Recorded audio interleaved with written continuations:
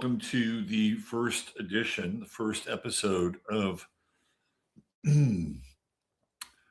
Astro Sounds. I'm a little miffed today. See the shirt I'm wearing right here? I got it, and it was extra big because I liked to wear it as a kind of like an overshirt. And then I took it to the dry cleaners, and they usually do a pretty good job, but they shrunk it now. And I don't feel the same way about this shirt anymore. I feel like I've just fallen out of love. It's like you get back together with somebody and you think it's going to be okay, but it's like you're different now. So anyway, you get to see the top of it. It's the Virgo in me. I'm sorry, it happens. It comes out every now and then. Look who's here. Oh yeah, she's going to be the Astro Sounds cat too.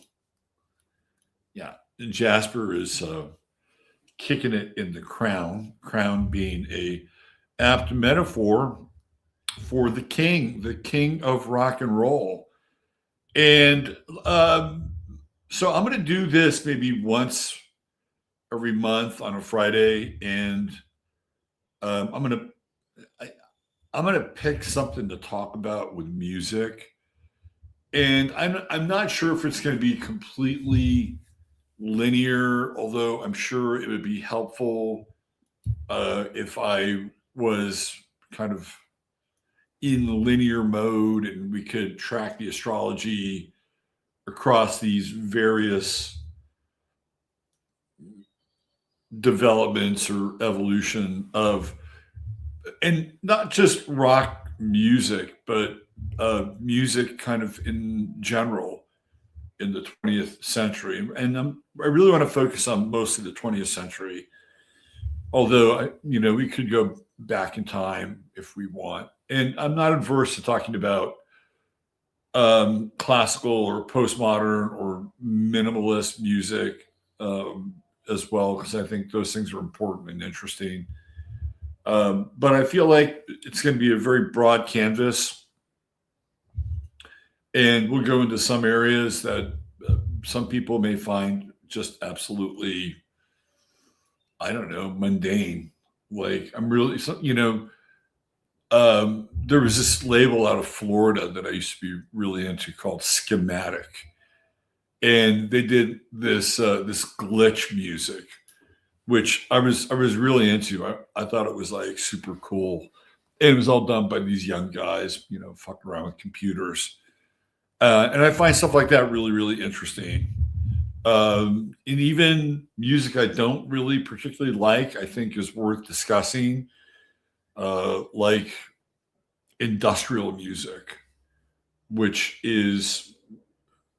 has incarnations and a variety of sounds from the more popular versions, Nine Inch Nails, right? That would be probably the most popular version of industrial music, to other groups from that era, like Skinny Puppy, Front 242, Frontline Assembly, right? But also going into some much darker areas of industrial music that would include artists like Masana,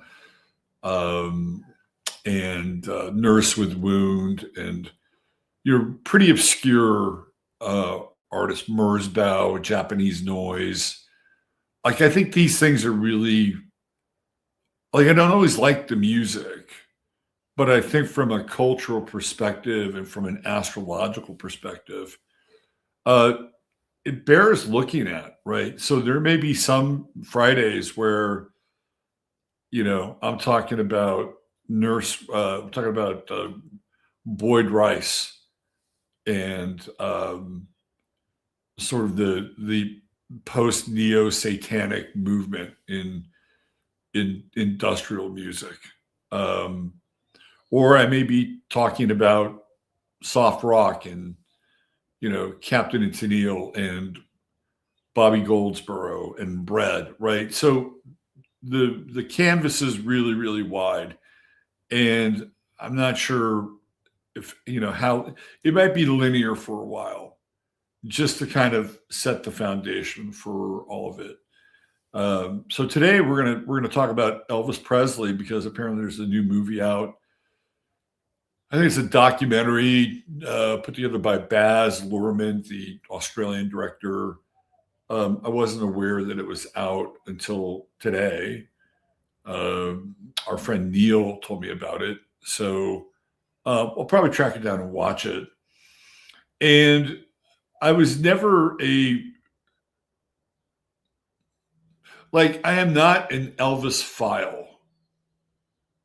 Like, I'm not an Elvis file. I know a fair amount about Elvis, but it's not like I live and breathe and sleep Elvis Presley, right? Like, his cultural impact was a little before my time. The first time I became really aware of popular music was when I was, I think, around 4 years old, maybe. And there were three moments where I became aware of well, actually two. One was hearing the song Sugar Shack on the radio. Do you know that song? Sugartown. There is a song called Sugar Shack. This was Sugartown. And I remember hearing that song, and it sort of etched something in my brain. And it was, I thought, I don't know, for whatever reason, as a little kid, I thought it was an interesting song. It has kind of a strange kind of atmospheric, almost ambient sort of quality to it. Let's see, Sugartown. Let's do a reference here. Sugartown.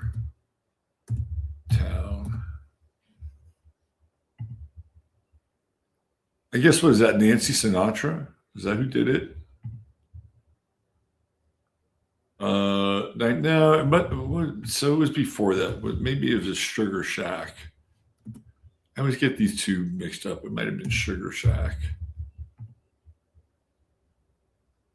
Let's see. When did it come out? Yeah, 1962.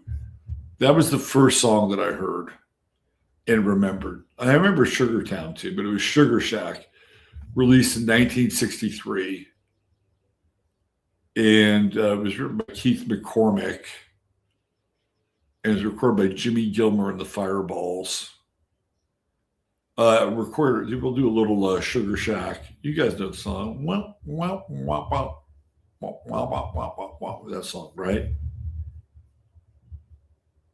I wish I could play the music. So this was the first song that I remember, Sugar Shack. Right there. And it was recorded in New Mexico at the Norman Petty Recording Studios in Clovis. And Norman Petty on a Hammond Solovox keyboard, Model L Series A. Yeah, I remember this tune. This is the first song that really grabbed me. Sugar Shack. And then, of course, it's 2 minutes long. It's like the perfect length for this is kind of like the beginning of pop music. Jimmy Gilmer went on to be kind of famous, I think, in sort of the country rockabilly era. So if you can look this up, Sugar Shack. And it was the unusual and distinctive instrument. It was that Hammond keyboard, and it really got my attention. It was almost like, for me, it was almost like the birth of electronic music. And I thought, this is a really interesting song. And it was that Hammond Solovox keyboard, Model L Series A. And then the second time where I became really aware of music was the Beatles on Ed Sullivan. Like, it's a cultural moment. I mean, if you were alive during that time, you knew where you were when the Beatles were on Ed Sullivan. It was probably one of the most watched shows on TV up until that point. Of course, other shows have eclipsed it. But I wasn't old enough, right? Like I still wasn't old enough. I knew, I got it, I saw it. I was annoyed by the Beatles. They annoyed me. And my parents were all excited, right? They brought me in. I think they moved the TV into the bedroom that night for whatever reason. And I was in the living room playing with my toys, and they were all excited. They hurriedly came in. I was like, "Hey, it's the Beatles. They're on Ed Sullivan. Come in and watch it." And I was like into my toys. I'm like, I got to get up and watch these guys. So I got up and I went in there, and everybody's screaming. And I'm like, what's the big fucking deal? What's the deal? I don't know. They're all dressed alike. They got weird haircuts. I don't get it. And I walked back and played with my toys. But years later, I would wind up at the Millbrae Theater, and Help was in the movie theaters. So we went to go see Help. Now, I had a different experience with Help. Because it was a movie. And, there was acting, and they were acting stupid and playing music. And and the music was different. Like, the music from Help is different than I Want to Hold Your Hand. And I remember being in the theater and watching the movie, and I got up out of my seat and I started dancing. And the guy behind me yelled at my mother for me to sit down, and my mother was really embarrassed, like, "Oh my God, what am I going to do with my kid?" So I'm just giving you like my relationship with music to start this thing off, because Elvis was not by the time I'm coming of age, Elvis has gone into hibernation. He makes all of these really lame ass movies because his producer, manager, Colonel Tom Parker, was a cheapskate, right? And wanted to keep Elvis, cocooned and under wraps in his, Memphis mansion. And so what he would do is he would get Elvis to do 2 to 3 movies a year. And they would always be the same. Always the same. Didn't matter if it was a surfing movie or a racing movie or whatever movie genre they wanted to pursue that, gave Elvis an opportunity to be in the movie, win the heart of a woman. Usually there was some creep, and Elvis defended the woman from the creep maybe once or twice. And then he would break out into, 5 or 6 songs. And then the songs from the movie would be released as an LP. That was Colonel Tom Parker's business model. And post Germany, when Elvis went to Germany in the army and probably got fucking mind controlled. We could do a whole show on Colonel Tom Parker, who I actually know a fair amount about. But his name wasn't even Colonel Tom Parker. He wasn't an American. And he was here illegally. And there was a very good chance that He might have murdered somebody before he actually came to the United States. Very sketchy character, and was essentially Elvis's handler. So Elvis for me was not somebody that I paid a lot of attention to. My mother really liked Elvis, but it was clear that his impact on the culture was, it was indelible. I mean, he was branded into the culture. I mean, it was almost like there was, even before he passed away, I mean, there was a cult of Elvis. And I don't think any other artist or musician has reached that status.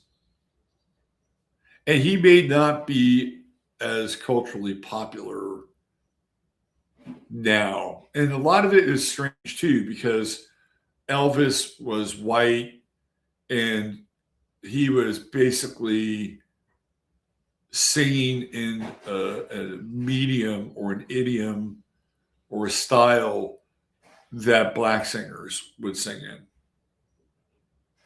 And of course, he'd grown up around the rhythm and blues and the sort of the deep sounds of the black community in the Deep South. Sam Phillips, who we'll look at today as well, the originator of Sun Records, grew up on a farm, and there was, acreage, cotton, and there were black sharecroppers who worked on the farm. And Sam Phillips would hear their songs and was really moved by the sounds of the music of their experience in the fields. And you look at these things, and it's really interesting how, like, it all comes together, right? And it's Sam Phillips growing up on that farm and having an ear for what essentially was like what they would call Negro spirituals, because that's what they would be singing in the cotton fields. And so he wanted to be close to that. He wanted to somehow have a version of that in his life. That's Sam Phillips. We'll get into Sam Phillips a little bit later. But Elvis, again, by the time I'm really coming of age and like avidly listening to the radio, I'm about 9 years old. And I'm living in Southern California. And AM radio was rich, man. Let me tell you. That was 1969, and I'm listening to the AM edit version of Whole Lot of Love by Led Zeppelin. I'm listening to this on the radio, right? AM radio. Santana, Evil Ways on the radio. I mean, these are the songs that I am starting to connect with, as a 9-year-old. And then, of course, there was a lot of pop around. And I would say that maybe perhaps culturally, I don't know. I mean, Woodstock was really big, but I was 9 years old when Woodstock happened, 10 maybe. And the movie came out, but I didn't see the movie until I was in my 20s. That was a pretty healthy sneeze. So I'm just trying to get to this place where Elvis makes kind of a dent in my life. And it's around that time when I'm 9. And he comes out, he starts to produce music again and sing. It was his comeback, right? And he had this kind of cheesy song, but I loved it. And it's called In the Ghetto. And it's, kind of a throwback to kind of a Negro spiritual. It has that vibe to it, and it's a beautiful song, right? I mean, it's it's recorded during a time where civil rights is kind of at the forefront. And I don't think Elvis recorded that song because he wanted to be seen as a Woody Guthrie kind of character. I think it's because Elvis actually saw those areas in Memphis. And now Memphis has become kind of ghetto, right? And I really liked that song. So that's really, I mean, I knew all the other songs, not all the other, but I knew some of the older songs. But it's not until you're driving around and it's on the radio and you're having this experience with contemporary music, and then a contemporary piece of music by Elvis comes on, and that's when I start to connect with Elvis. This is roughly 1969 in the ghetto. And then right around the same time, Suspicious Minds comes out. And I think Suspicious Minds is one of the greatest songs of all time. And it's not until later, like I'm in my late teens, that I discover Jailhouse Rock. And when I see Jailhouse Rock, I get it. I totally get it. I'm like, this was the moment, right? It's the movie Jailhouse Rock. And it's in some ways the birth of rock and roll. Not really. Like the first rock and roll song is called Rocket 88. And it was performed by Ike Turner, of all people. So Ike Turner has his fingerprints in one of the first songs of the rock genre. So Rocket 88, and the 88 being the 88 keys on the piano, is generally considered the first rock and roll song. But it's Elvis who brings it to a white audience,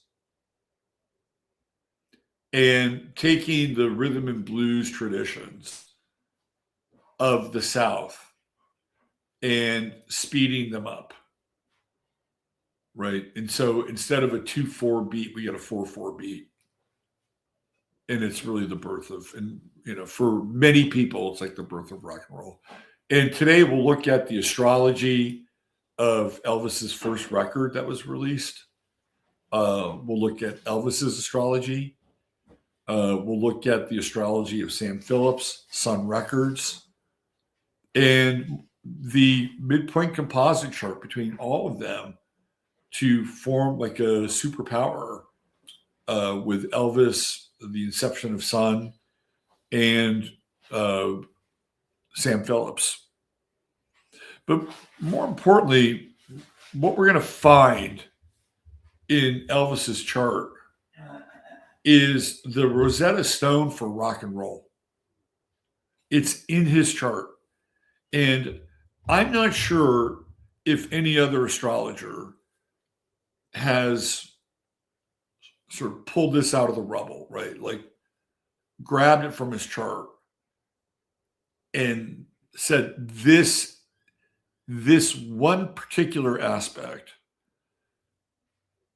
is what started, it lit the fuse, and it became the signature for a sound, a movement, a cultural phenomenon, much of which, as we know, socially engineered in a lot of ways. We'll get into that as well with this little series that we're doing here, because we can't talk about the rise of music in the 20th century without talking about MI6 and MK Ultra and the CIA, who have their dirty little fingerprints all over it, right? We'll get there. But for now, we're going to look at, I would call Elvis the Prometheus of rock and roll. And I would say the equivalent of him getting his liver pecked out was doing those movies. I'm sure he hated doing those fucking movies. I'm sure he hated it. I mean, it might have been cool. Maybe he got to drive a fast car. I don't know. Get out a surfboard. But if you had to do that every, three or four times a year and just, record these songs for the movies because your handler wanted you to do that. To me, that'd be the equivalent of getting your liver pecked out. So in that regard, he suffers the same fate as Prometheus. And what's really interesting is that, the label that produces Elvis's first records is Sun Records, right? The solar logos. And while he is not Icarus who flies too close to the sun,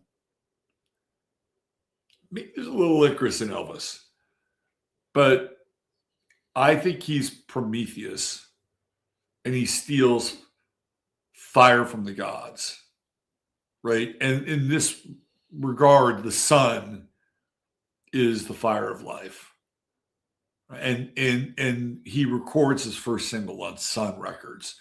So there's a lot of interesting symbolism also related to Elvis and Sam Phillips and Sun Records in general. And you'll see this when we get into the charts as well. All right, so I'm setting the stage here. This is what I'm doing. I'm setting the stage and I'm letting some people come into the chat. Let's see, how many have we got? 68. What are you guys feeling about this so far? Who's sneezing? Boy, you're nosy. Who's sneezing? It's my housemate. He's allergic to my cats. He's doing a great job. And I'm just messing with you, Centaur Truther. Let's see, we got DJ MC, Mary Grether, Eric helping. What's going on, Eric? There she is, darling. Maya Rose checking in from Mako, Centaur Truther. Christine Foose, what's going on? Let's see, Neil Smith. There he is. Osric Tentacles. I love the Osrics. I fucking rock. Beth Berry is here. Jean Ominous. Speaking about music, I have praised before your cool new intro, and I would like to know who sings it. Is it the wife of Count von? Is that the intro for the weather? The Astro weather? Is that what you're referring to? That's to be just completely transparent. That is a vocal sample from GarageBand where somebody is speaking in Spanish. And I just thought it would be cool to put it in there because it sounded cool. So I have no idea who's on that. I'm trying to think. So we got the Astro weather, the Friday forecast. I'm going to redo that one, and then just so I think you're talking about the Astro weather. Yeah, that's just an anonymous voice from GarageBand that I put together. Ratchet Boo, how are you? Let's see, who else do we have? Yes, Nancy Snow, Sugartown, 1967. No, Sugar Shack, we got that squared away. I have an interesting story about John Lennon's death. Maybe you should come on and talk about it one of these days, Kev. I'm totally open to that. Let's see. Knight of Cups. Never been a fan of them. The Beatles. I came to appreciate the Beatles later. I was never a huge Beatles fan. But I have to say, Abbey Road is a great fucking record. I mean, it's and there's some songs in the Beatles catalog that are tremendous. Like "Here Comes the Sun" by George Harrison is, oh my God, it's such a beautiful song. Like I got hooked on "Here Comes the Sun" one time, and I fucking listened to that thing over and over and over again for about a week because it just made me feel so good. So I came to appreciate them later, but for a long time, I was, not a huge Beatles fan. Let's see. We got Giza Moon Shadow. What's up? I could smell the Tavistock. I did, man. It was like, who are these fuckers? Why? I swear to God, I was annoyed at being force fed the Fab Five with the Fab Four. I was annoyed at being force fed the Fab Four. I'm like, let me get back. I got a whole world out here. I got knights in a fucking castle. Okay, this is true. That's what I was doing. I had one of those plastic castles. I had little knights, little catapults, had little battles going on. I was into that. Tom Hanks played Parker and also made a parody type movie, That Thing You Do. Yes, I believe his son is in that, if I'm not mistaken. There's Thor at the door. What's up, Steve? Bless you. That's funny. That was a healthy sneeze, wasn't it? It's actually one of my favorite songs as well, RP. However, great if you can, Future Friday, the release of Eyes Wide Shut. Oh, that's a good idea. Man, there are people doing like incredible work online on YouTube. There's this one guy, his name is, I think, Cinema Dad or Movie Dad. Man, he's got a spin on Eyes Wide Shut that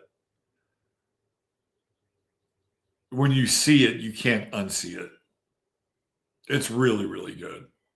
Really, really good. And it, and Kubrick like straddles this weird line between art and reality, and like casting Jack Nicholson in The Shining. Jack Nicholson was a fucking sociopath. Like,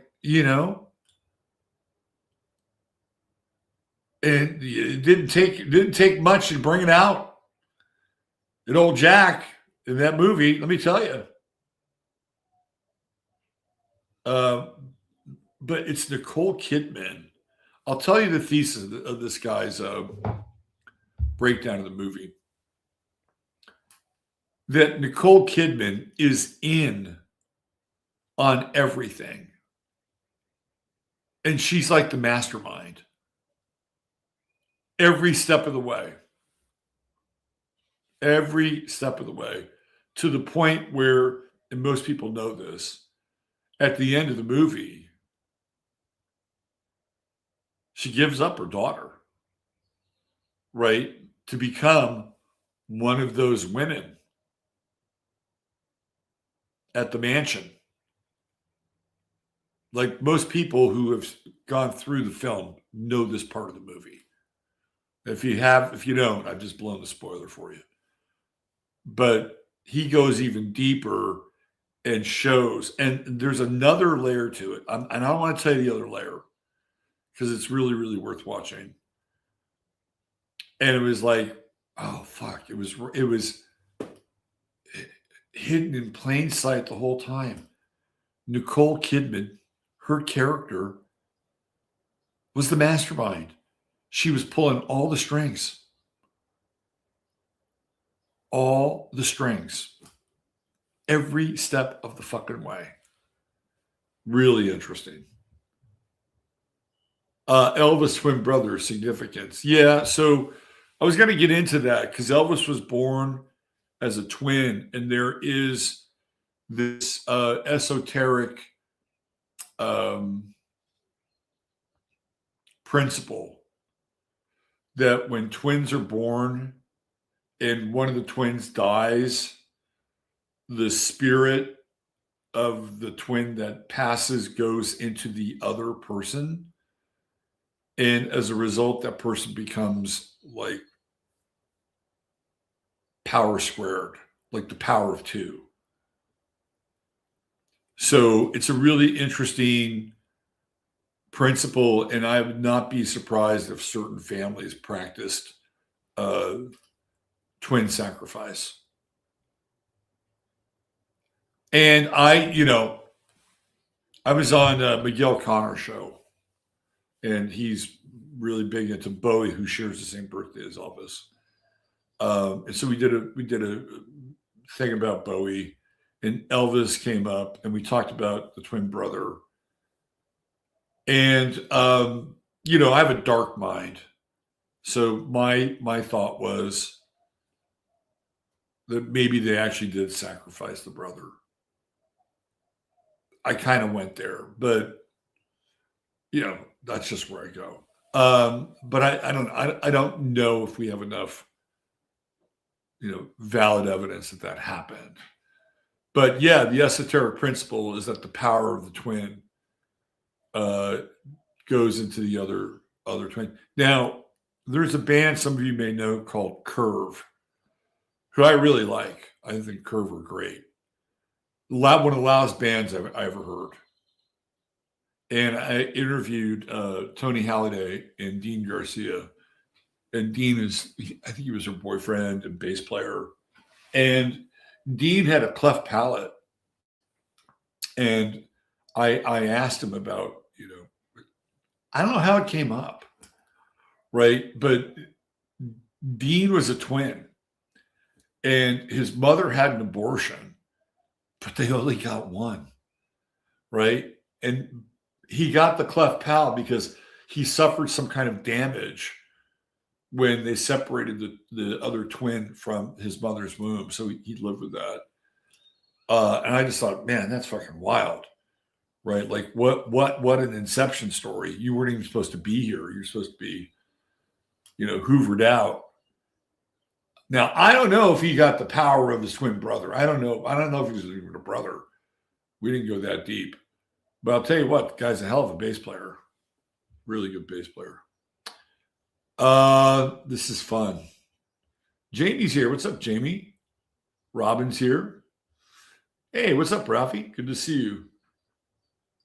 First major rock and roll concert generally accepted to be Moondog Coronation Ball, held on March 21st, 1952 in Cleveland, Ohio. Was that Bill Haley and the Comets? That's interesting because it gets into Aries, right? And we'll take a look at that because Aries definitely plays a role in rock and roll. And, there are pretty significant guitar players who are Aries. Two that come to mind right off the top of my head are Ritchie Blackmore and Eric Clapton. And I think of Eric Clapton, I'm like, what the fuck happened to Eric Clapton? Like he was interesting for a while. When he was with the Yardbirds and Cream, he was really, really interesting. And then he moved to Miami. I have an Eric Clapton story that I can't tell, by the way. I'll tell it when everybody passes away. I get in trouble. It's a very interesting Eric Clapton story. Let's see. Georgia Ruth. What's up, Georgia Ruth? Susan Spitz. Thank you for Here Comes the Sun in the midst of the Kona low storm. It's always around the corner. Good. Yeah, if you're in a funky mood, just put on Here Comes the Sun. That'll change your attitude. Yep, eyes wide shut. That's always been your take. You Penny Time. You're ahead of the curve. Here Comes the Sun is Libra, released on September 26th. It feels Libra, Venusian rule, doesn't it? There's a beauty to it. There's a harmony, right? It restores order.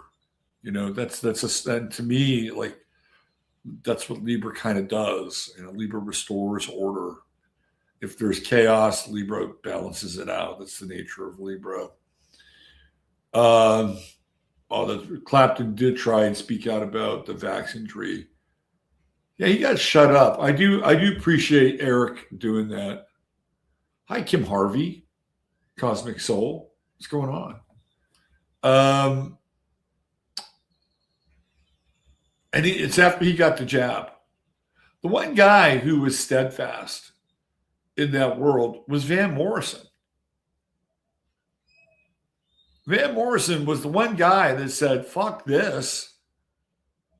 And if you know anything about Van Morrison, who's a Virgo, by the way, Van Morrison is a curmudgeon. Like, he is not very well liked. Right? Andy Edwards can't stand Van Morrison. Me personally, I've never had to deal with Van Morrison. I do like his music, especially from like the late 70s onwards, where he starts to get all esoteric and shit. Dweller on the Threshold. I love that stuff. Went and saw him one time. Great show. Cleaning Windows, one of my favorite songs. Love Van Morrison. The Cleaning Windows is such a Virgo song, by the way. It is such a Virgo song.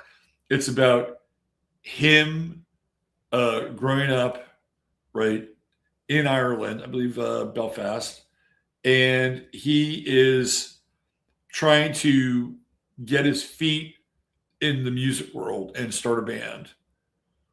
And his daytime job is cleaning windows. And he talks about sort of what a cool time it was, right? It was like, yeah, man, I went around and cleaned windows, read Christmas Humphreys, had tea and scones, and at night I'd get together with a band and, we'd listen to whatever, right?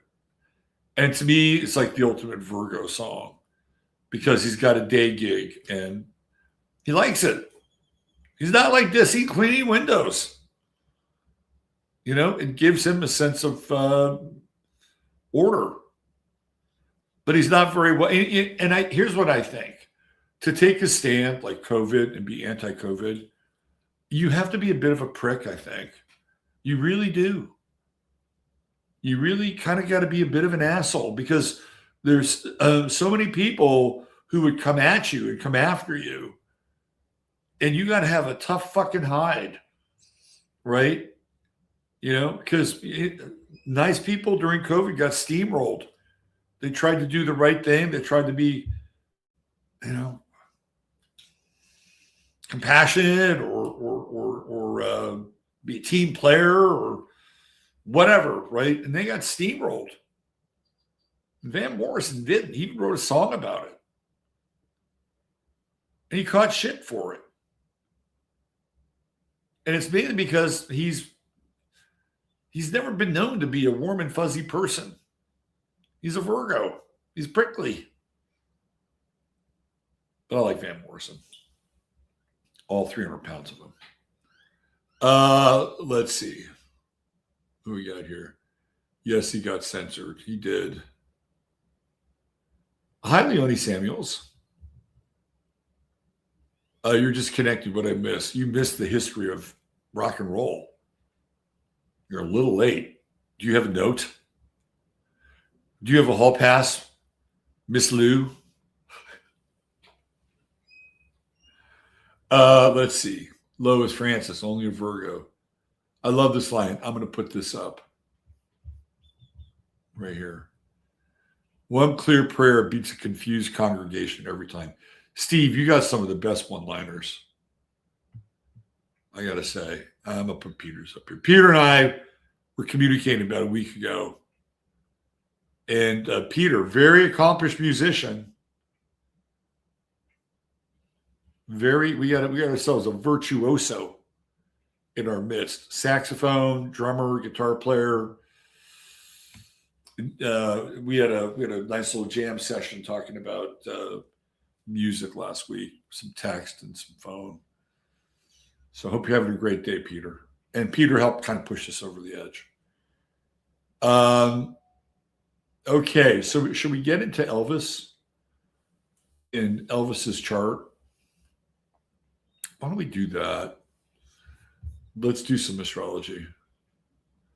You are up late. Leonie, you are up late. You're like me, though. I stay up late. Giza Moonshadow, you have arrived. Liddy Lou, I'm still waiting for that note. I'm still waiting for that hall pass. All right, let's look at Elvis's chart. Okay. Alrighty. Where is he? Right there. Yep. Okay. That's all right, mama. That's all right with me. Yeah. Elvis was beautiful. He wasn't just great looking, he was beautiful. 3 a.m. down under, Leone, you are dedicated. It's 3 a.m. in the morning, and I'm listening to Robert Phoenix. The wind outside is gentle, yet there is a mild unrest brewing beneath. The chimes that are gently singing in my backyard. All right, hold on. Let me stop this. Hold on. Here we go. All right.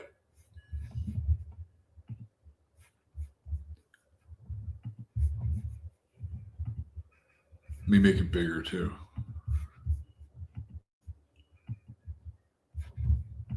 Okay, so Elvis was born on the 8th of January. He shares that birthday, of course, with David Bowie. And don't think David Bowie wasn't aware of that. He also shares the same birthday as Stephen Hawking. That's an interesting trio, if there was one. So Elvis born at 4:35 a.m., Tupelo, Mississippi. And of course, he was a twin, and he has Chiron in Gemini. Right there. Right? Chiron in Gemini at 5 degrees. So usually with Chiron, it is the degree of the sign that is related to the age, give or take 1 year either side, because of the retrogrades with Chiron, that the person experiences the chironic crisis. I would assume that it would be around the age of 4 or 5 that Elvis found out that he had a twin. So again, Chiron in Gemini. People who have Chiron in Gemini have an unusual way of thinking. I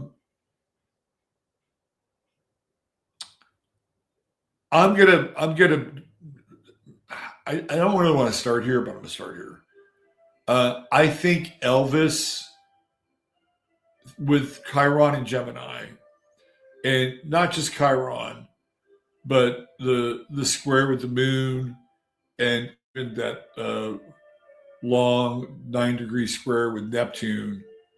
I think Elvis was programmable based on his Chiron, right? The partitioning of the brain, right? That's what Gemini is about. Chiron Gemini is the partitioning of potentially of the brain. And then you have Neptune coming in, literally pouring the contents, right? Like you can just see, like pouring the contents into Chiron. What do you want? What do you want? You want pets or you want food? Usually when you start talking to me, you want food. I'm doing a show. Go lay down, Jasper. I would say also the passing of his mother really affected him. Really, really affected him. Because he's got that moon Chiron square, right? And even though it's wide, we'll throw Saturn in there as well. And Elvis has this really unusual moon-Saturn conjunction.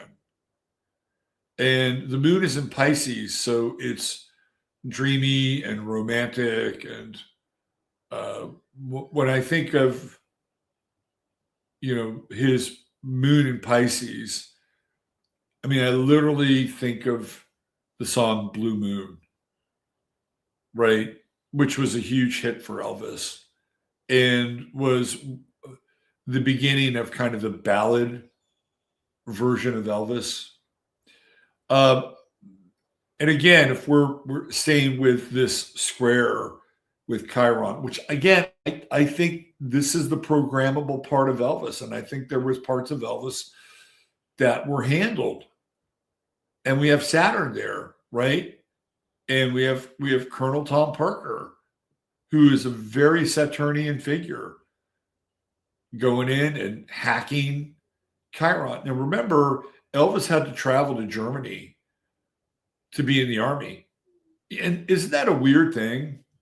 I mean, let's be honest. First of all, he goes in the army, which is all propaganda. You know, that's like Mars in the 10th house, which he has in Libra. But I think it's so strange that he's in Germany. Like, couldn't he have been in some base in the United States? Why Germany? What was going on in that base? You know, and when we get into that ninth house, right, that's foreign countries. And that's where he encounters Neptune. Neptune in Virgo, by the way, is in its detriment, right? Because it's in rulership in Pisces. Now, what's interesting about Elvis's Neptune in Virgo is that it is roughly the same degree as the Neptune for the United States in the U.S. chart. So Elvis's Neptune and the U.S. Neptune are literally on top of each other. And in the U.S. chart, I'll show you later, the U.S. chart has Neptune conjunct to midheaven. So as an outer planetary influence, in terms of the U.S., it's huge. But remember, he had to go to Germany to serve his time.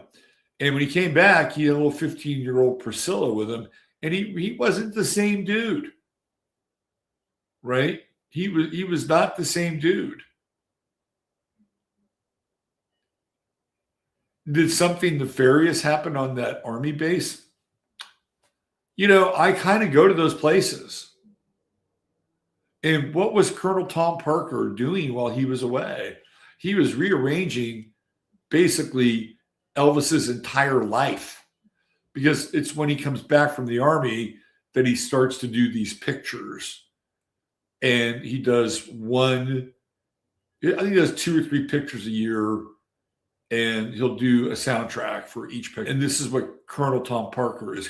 Elvis has, in some ways, I would say, thwarted or stunted development, right? Like, he's moving along these lines. He's becoming this kind of rock god, and then boom, he's gone, right? And they would do these movies, these promotional movies with Elvis on the base, and a lot of it was just that. It was just promotion, so that other dudes would think it would be cool and sign up for the army, just like Elvis. Military industrial complex stuff, right? There's that as well. So he's a Sagittarius rising. And unfortunately, in the latter years, you can certainly see that. You know, Sag rising, you got to watch out for the weight, because you'll put it on, especially if you're eating a steady diet of peanut butter, banana, and was it syrup sandwiches? You guys ever make one of those? You ever make an Elvis sandwich? I did. I did it. I grilled it. I don't know. It was okay. He liked them, though. But that's what happens with Sagittarius, you know? You got to expand. And he did. But, you know, the thing about Elvis, the thing about Sag rising, we can talk about this, just Sag rising. And by the way, Sag rising is my favorite rising sign. I think it's the best rising sign. And technically, I'm not a Sag rising. I'm 28 Scorpio, but I have Jupiter and Sag in the first house. A lot of Sag. And the reason I think it's the best rising sign is because it is the most jovial of the rising signs. It likes to have a good time. It treats people generally pretty well. There's generosity. And Elvis clearly was a generous guy. We know the stories. He had that young black gal would come over and she said, she was going to school and help him out. And she had a hard time getting to his place. And he goes out and buys her a Cadillac. There's lots of stories of Elvis buying people Cadillacs. Sag rising is generous. You can sort of see the hooks in the army when they have Taurus on his ascendant, right? You can see that. It's like, oh yeah, that's the army. And Taurus is the army. We're going to get our hooks in you, boy. And of course, Colonel Tom, even though he wasn't a member of any army, kind of fits into that as well, right? I think of Colonel Tom Parker as being more of Aldebaran, the planner. So Elvis, Sag rising, and he's good to people. That's how Sag rising operates. The beautiful thing about Sag rising is that people always say it's lucky. Well, it's because Sag rising people make their luck. As far as a rising sign, generally like open architecture meets people where they're at.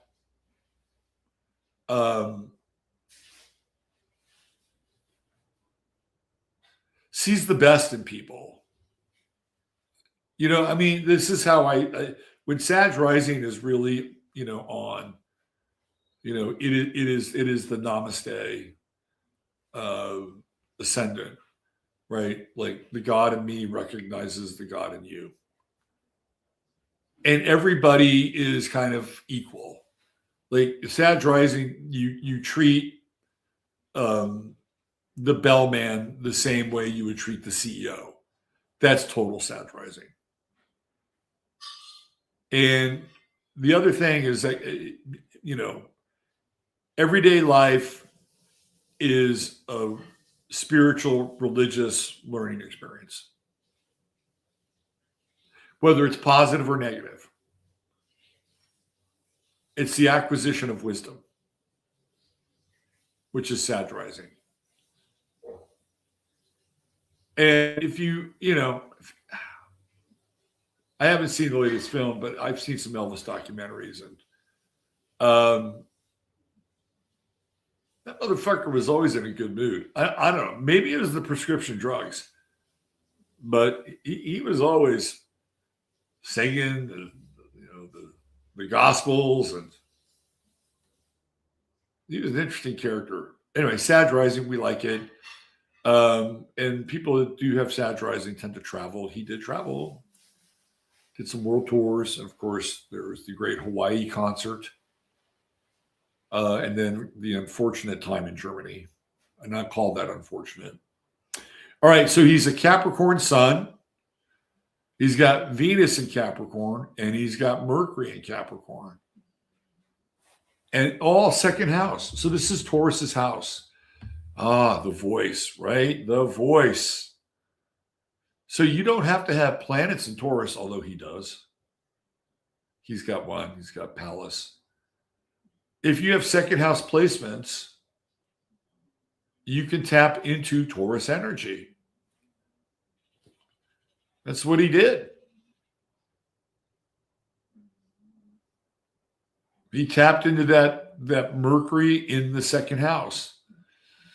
And when you see the Sun-Mercury conjunction, right, and his Sun is in the second decan, which is what decan, if you're paying attention at home,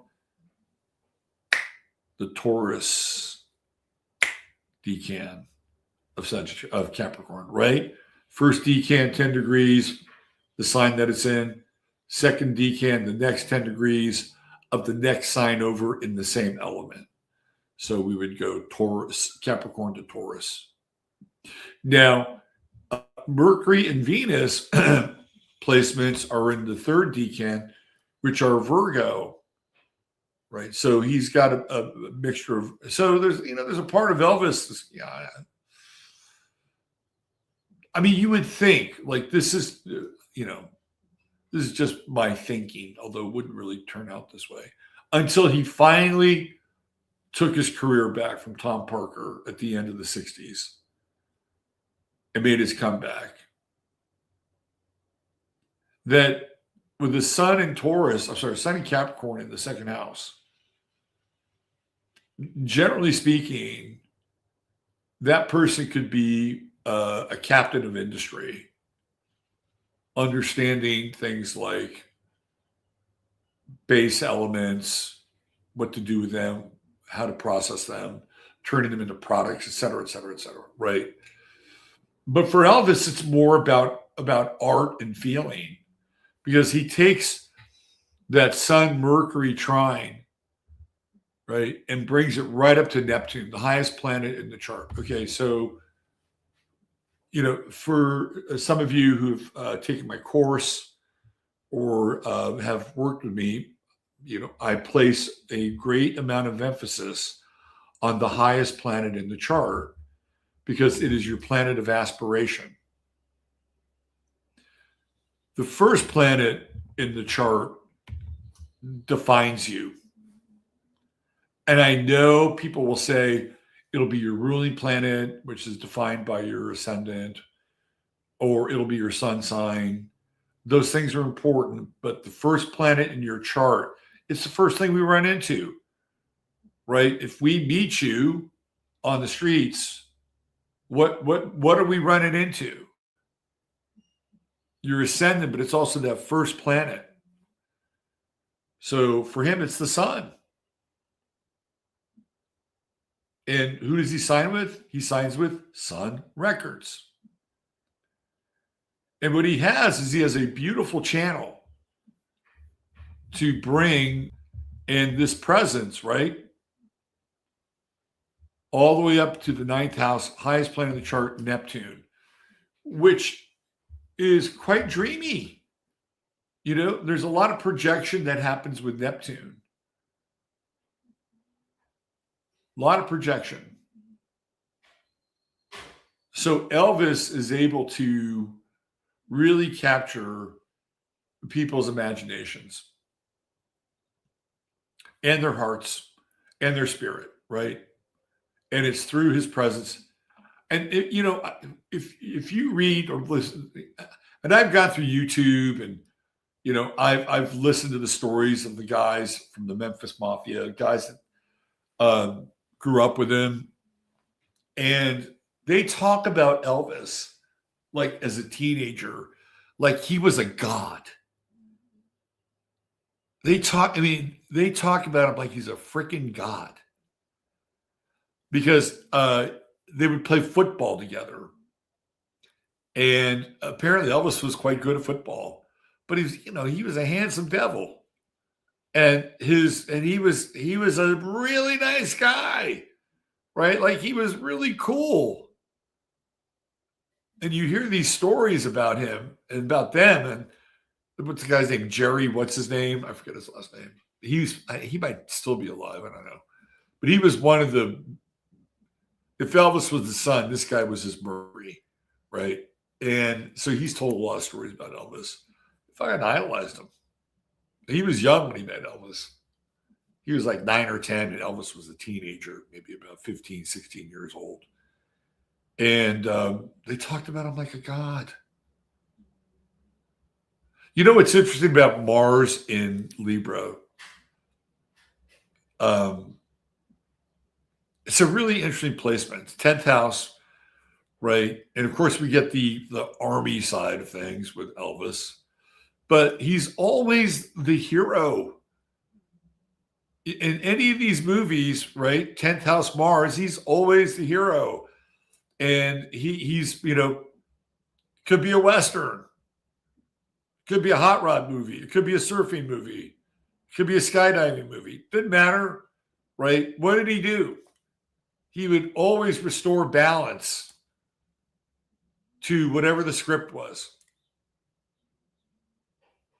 He put the bad guys in their place, got the girl, sang some mediocre music for the most part in those movies, and was off on his next adventure.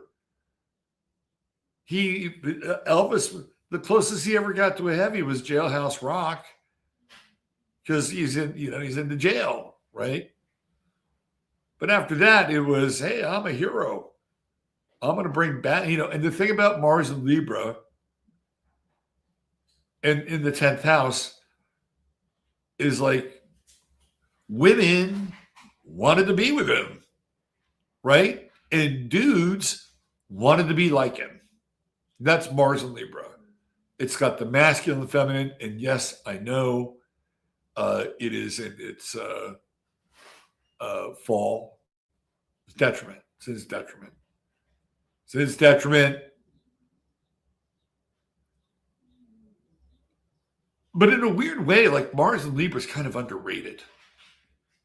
There are planets in detriment that I think are harder in some ways.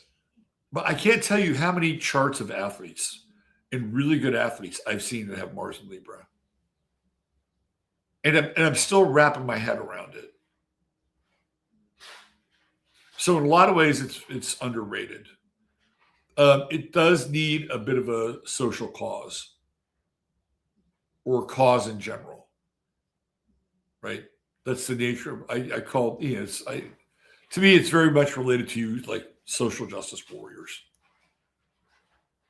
So it needs something like that. He's got a Sun square, Mercury square to Mars.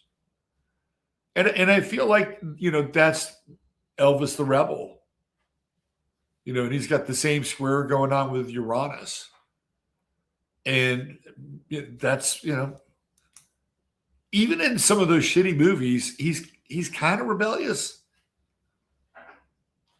Right? Like he's not terribly, like he's not Charlie Manson rebellious, but he's kind of rebellious. And he sets the tone, right, of rock and roll being a rebel art form.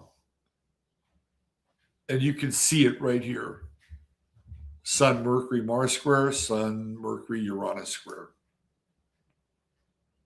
He's a rebel. Now, we're going to get to, I think, the most important part of the chart. And where I really think that this is the Promethean stamp of Elvis Presley as it relates to rock and roll as a genre, as a culture, as a lifestyle. It's the true node in Aquarius, conjunct Juno in Aquarius. Hello. Welcome to the age of rock and roll. It is an Aquarian art form. At its core, rock and roll is Aquarian. Why? Well, first of all, you have a group. Elvis had a group, and it was a damn good one. You had the legendary Scotty Moore on guitar. So he's Elvis, and he has a group. And what do we know about rock and roll? You're going to have a group. What's really interesting is that it was really Elvis, but he had the same guys that played with him all the time. But there's only during that time, there's really kind of one group that people sort of know as a group. And it's Bill Haley and the Comets, which again is a very rock and roll Aquarian kind of song. I did a show one night on Bill Haley and the Comets, we'll go back and we'll revisit that release because it's really important. And there's some really great astrology with it. But then you look at those artists that are popular during that time, they're all solo artists, right? You've got Elvis Presley, and of course he has his group, but he's Elvis Presley, right? You've got Jerry Lee Lewis, you got Chuck Berry, you got Little Richard, the Big Bopper, Richie Valens. Like they're all singular artists.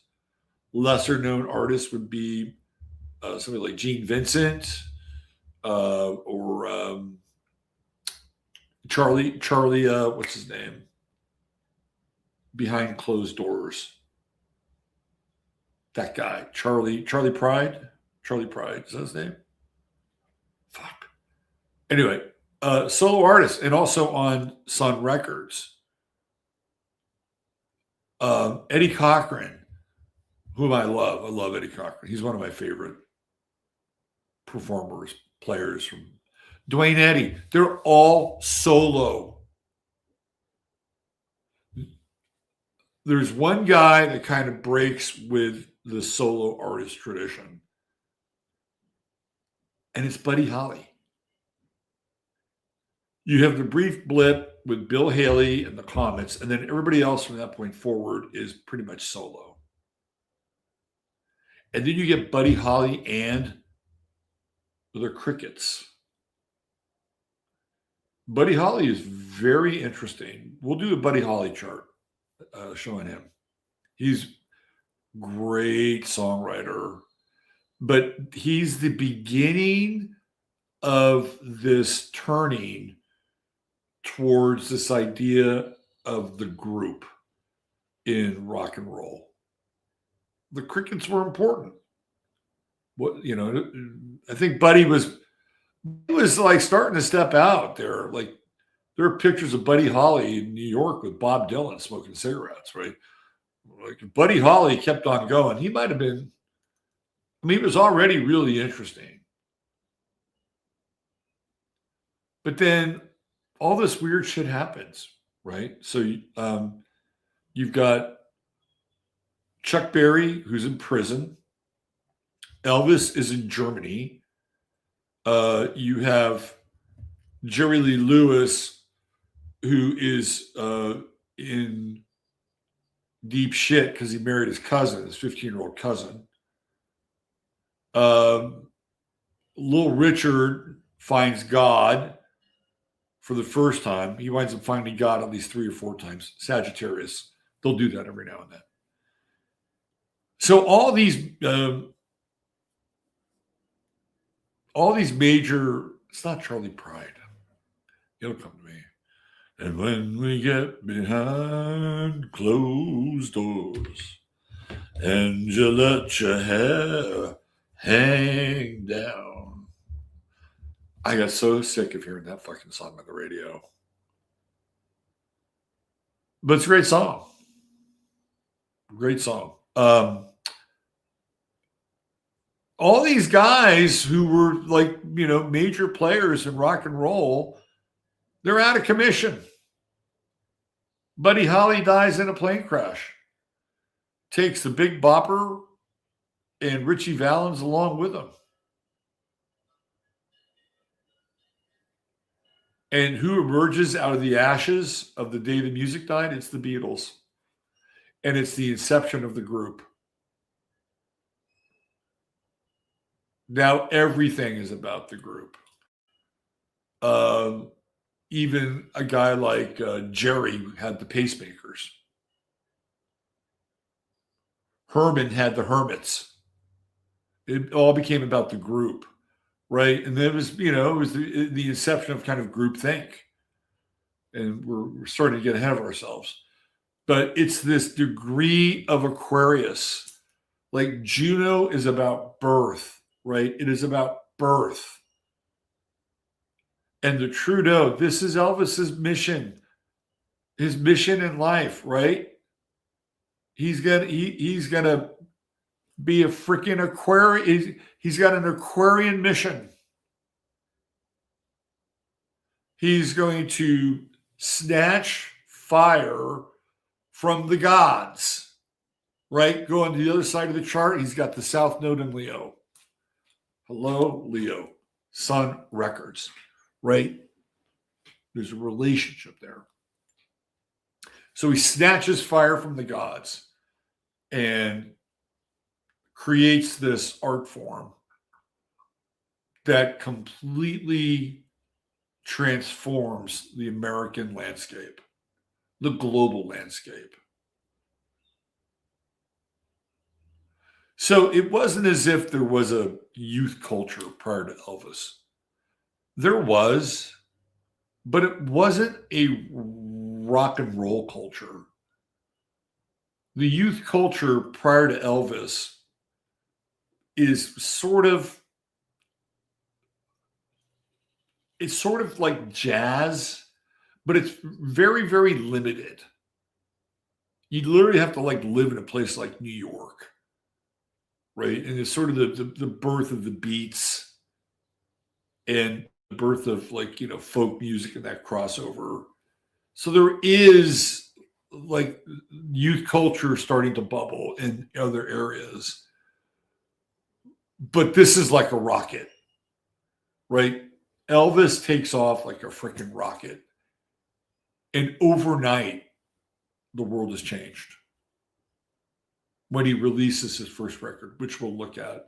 His mission, his purpose was to give birth, literally with Juno, to this Aquarian art form.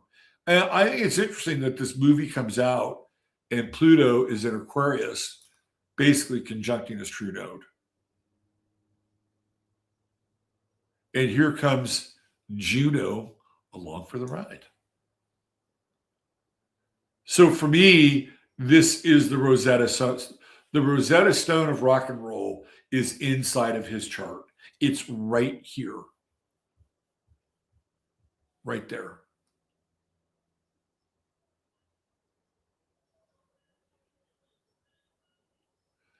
And for me, the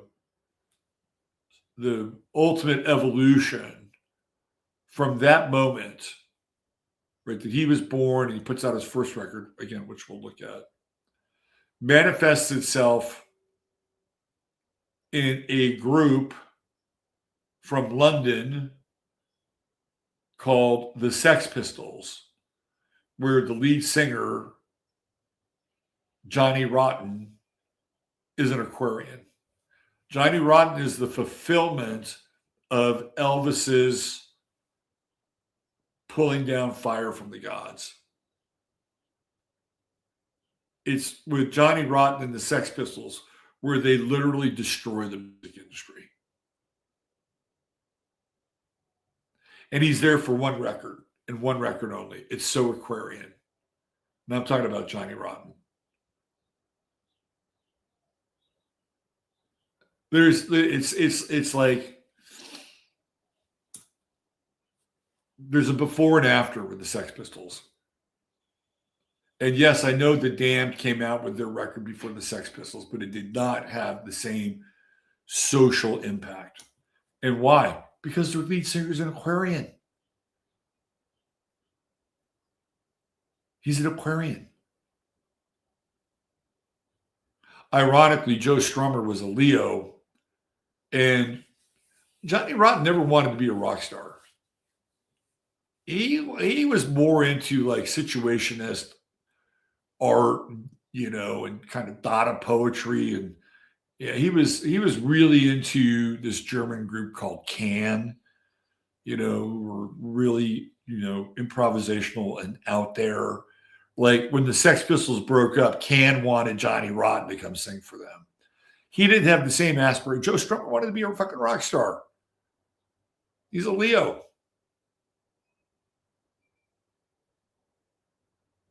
Johnny Rotten could care less about being a rock star. But this is what Elvis gives birth to. Right there. This is it. Boys and girls, you want to see the birth of rock and roll? It's right there. It's in his chart. The man had it. That was his mission. And you can make an argument here. You can make a case. You could build a case that once he did it, did he have to continue to do what he did? That's a question, right? Because again, I like the early Elvis stuff. I like Suspicious Minds. I like some of the later stuff. There's a bunch of tripe in the middle. And you have this guy who is freaking amazing, right? He's like a new species of human in some ways. And then you keep waiting for him to find his cojones again instead of making these shitty movies. And he finally gets around to some of it, right? You know what else is interesting about his chart? Elvis was a weird cat. Like he used to go to the White House and talk to Nixon a lot. Nixon has some of the strangest visitors. Elvis wanted to join the DEA. Hello, Mars in the 10th house. Elvis was, why don't you make me a DEA member? Why don't you make me try? President Nixon, I'd love to work for the DEA. Mars in the 10th house, like, and he's got this weird thing with martial arts. Again, Mars in the 10th house, it's there. You can see that. You start studying with Mike Stone, and what does Mike Stone do? He runs off with Priscilla. True story. And Elvis would do these martial arts moves during his it was getting a little weird. I'm just saying. We look back on it now with a certain amount of fondness. Oh, he's just being Elvis. But, let's keep it real for a minute. It's getting a little weird. Now, the rumor on the street is that Elvis was a big esotericist. Really big esotericist. I think, if I'm not mistaken, he was into like Madame Blavatsky.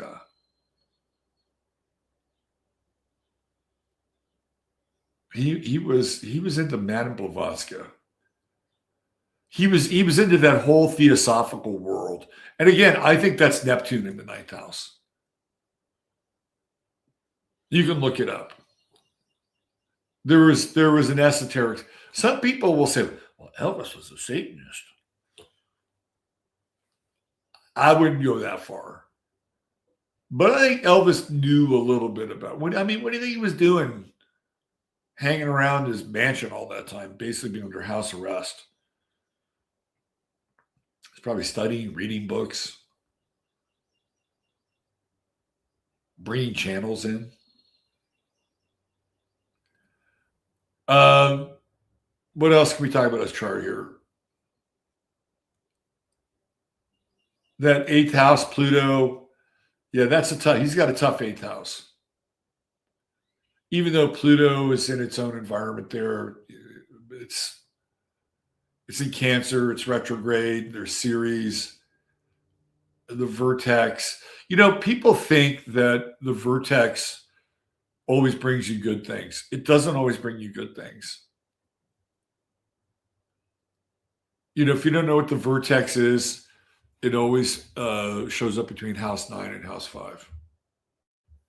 And you learn more about, it's the second ascendant. You learn more about yourself through another person. So in the 8th house, what is he gonna learn about? He's gonna learn about how he got fucking ripped off. Other people's money. His money, right? That's what he's gonna learn about. Painful lesson, undoubtedly.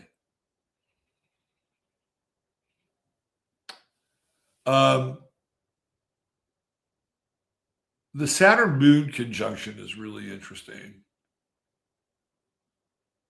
It's a very, very odd conjunction. particularly because they're in different signs too. And if we're talking about, who was more important to Elvis, his mother or his father? It's his mother. Clearly.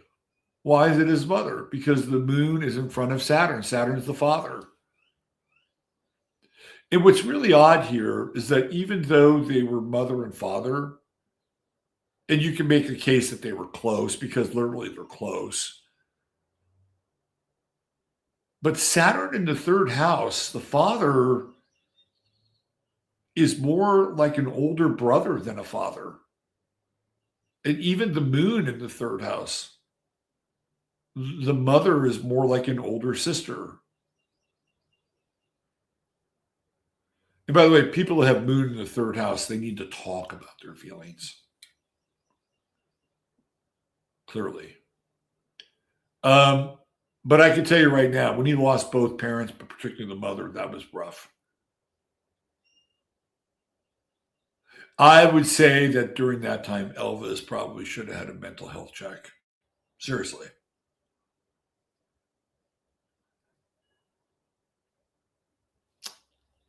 Let's see.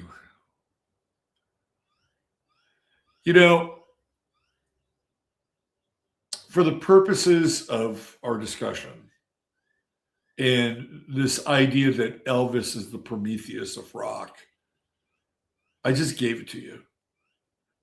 It's the true node in Aquarius, Juno in Aquarius, second house, right? It's fixed. It's rooted.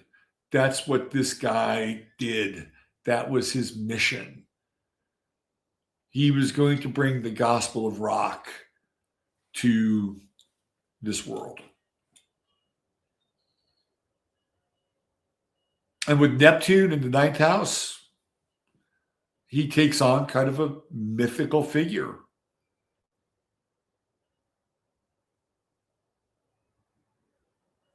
So, honestly, it's a pretty interesting chart.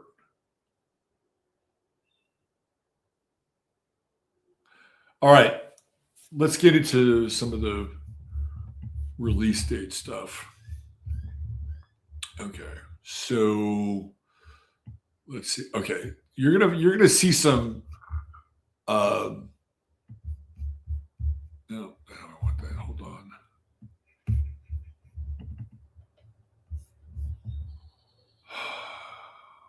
Okay.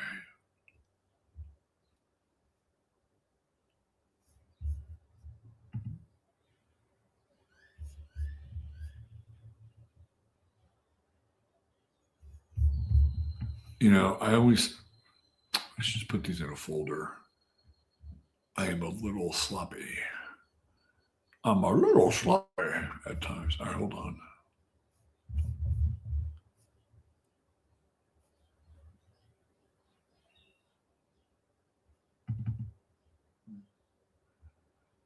Okay. All right, we got it. Okay, so we have. Okay. So this is the first recording. Now, this is when Elvis actually went into Sun Records and recorded his first track right here. Okay. So pay attention to this. This is really interesting. Look at where the sun is. I chose 12 noon because it's a good time. But it's that day, right? July 5th. What do we know about July 5th? Oh, yeah. It's the day after July 4th, which is Independence Day, the most important day in the calendar of this country, not associated with like a holy day. It is Independence Day. And they go into the studio and they record his first record on July 5th. And that, boys and girls, is the sun conjunct Sirius conjunct Jupiter. Look at that. There's Jupiter transiting right now, and we've got the Elvis movie. All right. So I don't know if they sat around and said, hey, let's go in the studio and let's go record on this day because the United States' chart is going to line up, and Sirius is going to line up, and Jupiter is going to be there too. Boy, have we hit the mother lode, because they did. On that day, they were making history. History, right? And where was the true node? Oh, in Capricorn. Yeah. And whose sun sign is Capricorn? That's right. Elvis Presley. So now, right now, his sun sign is at 17 Capricorn. And on that day, the true node is at 15 Capricorn. So we put his sun right there. Boom. So now not only does Elvis have the true node in Aquarius conjunct Juno in Aquarius, which is literally the birth of rock and roll, in his chart, right? On this day where he goes in to record his first song at Sun Recording Studios in Memphis, his sun is conjunct the true node in Capricorn.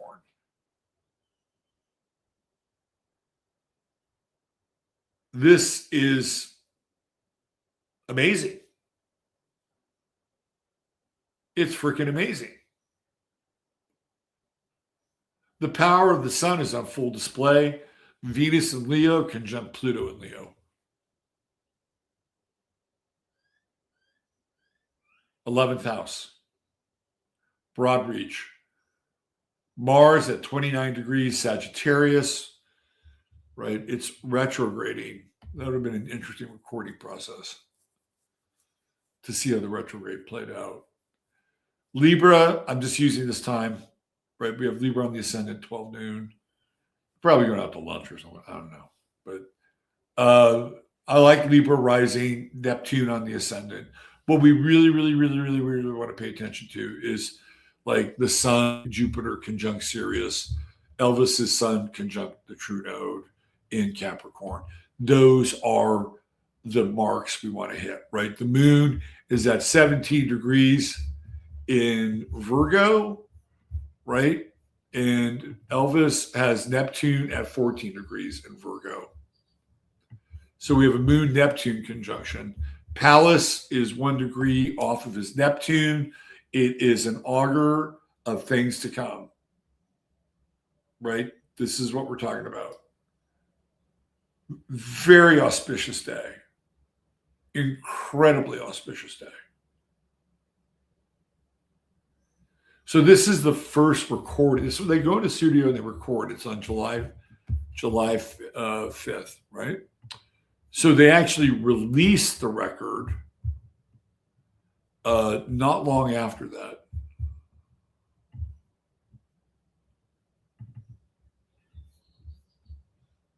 And that would be right here.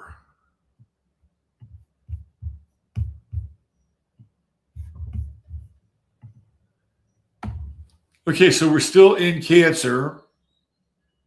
We're still in Cancer. And again, I chose 8 a.m.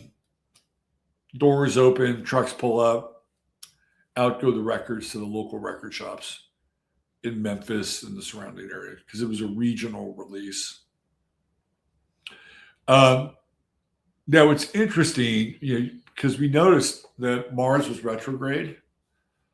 Well, when they release the record, it retrogrades right onto the galactic center. Wow. Right onto the galactic center. And of course, the true node is still there, conjunct Elvis's sun, right? Still there. Moon in Pisces. Who do we know has Moon in Pisces? Elvis Presley. Moon conjunction off by 9 degrees.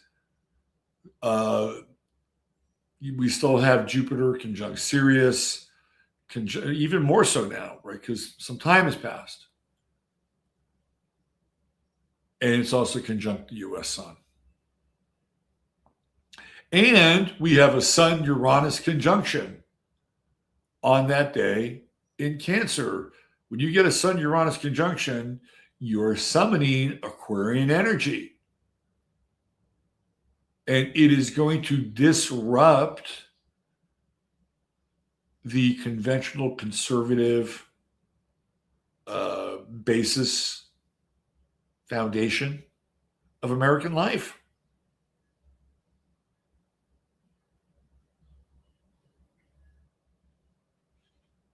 Venus is in Virgo at 7 degrees, again, within hailing distance of Elvis's Neptune. And now we have Juno at 10 degrees, right? And Elvis's Neptune is at 14 degrees. So now we have Juno coming into play, the birth of something new. Pallas is also there at 19. And I bet you Sam Phillips could see right into the fucking future. He knew where this thing was going. Easy.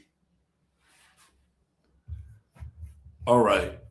So why don't we take a little, let's do this. I just want to put up I'll put up a graphic here. This is what the Sun Records label looked like. And this was Elvis with Milk Cow Blues Boogie. And you have the rooster basically rising with the sun, the chanticleer, the cock-a-doodle-doo. The rooster is a very virile symbol, right? It's like the rooster gets to, hook up with the hens. It's a brilliant, brilliant logo, because we have the rays of the sun, but they also look a little bit like the keys on a piano, don't they? Very heliocentric, and all of the notes orbiting around the sun. Really cool graphic label. So here's where it's still like the interesting parts of it are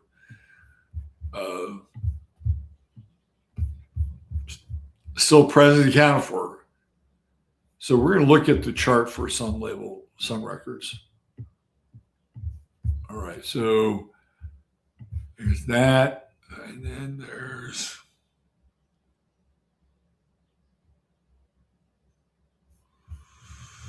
let's see here. So Sun Records has two dates associated with it. Here's one, hold on. And I'll show you what the dates are.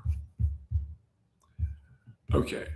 So with Sun Records, you have the opening of the studio, and then you have the incorporation of the business, which are two different things. Like you open the studio and you start the label. And they're both Sun, but they have different days associated with them.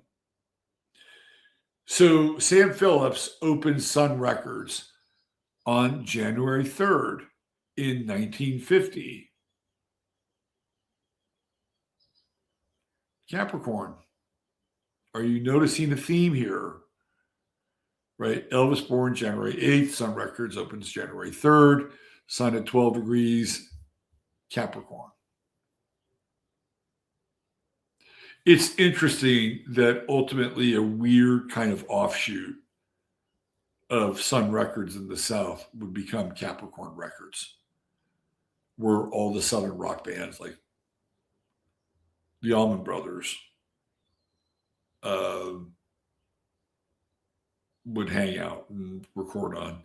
So it was Sun Records, and then the guys in Alabama, Muscle Shoals, and then Capricorn Records. Those are the three really important,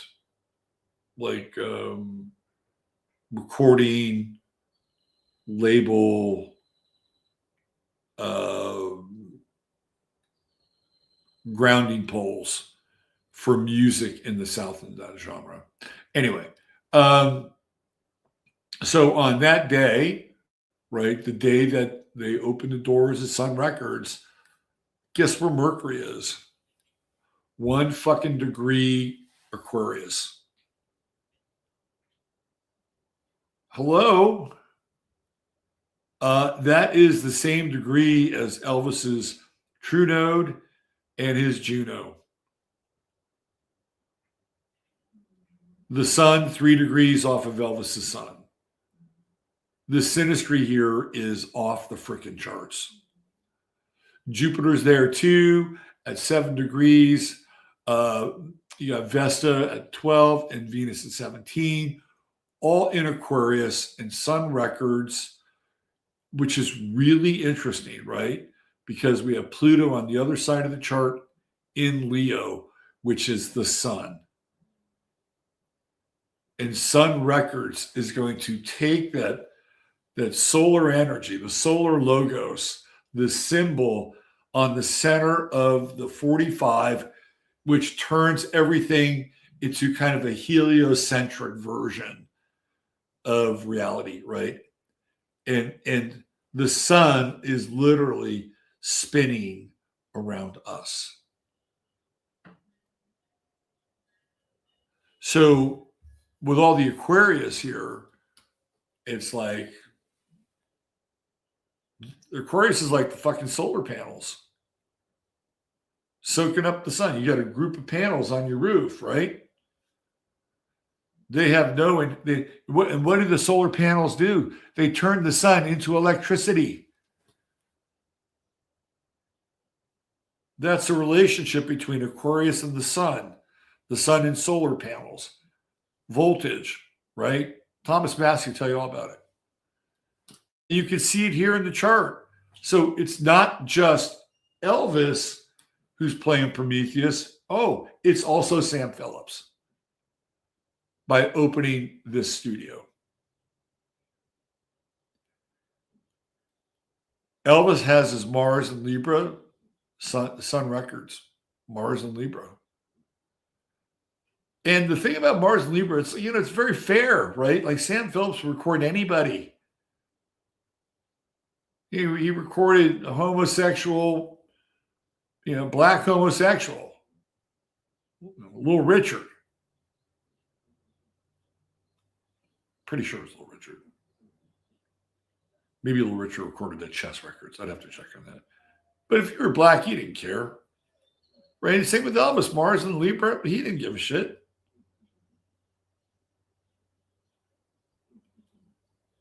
Elvis and the legend of Elvis has been around a long time. Never once did you ever hear anybody say, oh, yeah, Elvis was racist. Like, have you ever heard the word racist and Elvis come out of somebody's mouth at the same time? And take away the Public Enemy song. That doesn't count. But look where the moon and Uranus are, right? Together. They're together. Right? This is going to be, radical. It'll be homely, but radical. It'll take elements of the past, which is Cancer, rhythm and blues, and add a jolt to it, Uranus. It's a really interesting chart. Super. And look what we got there. Saturn in Virgo, 19 degrees. And again, where is Elvis's Neptune? Virgo, 14 degrees. So if we put Saturn for Sun Records on top of Elvis's Neptune, hello, spirit into matter, right? Neptune is spirit, Saturn is the matter.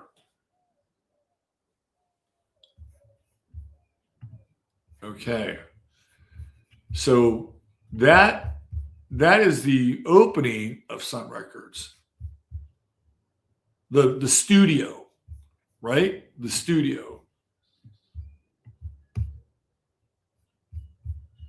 And this is the first Where's the first recording for Sun Records? Hold on.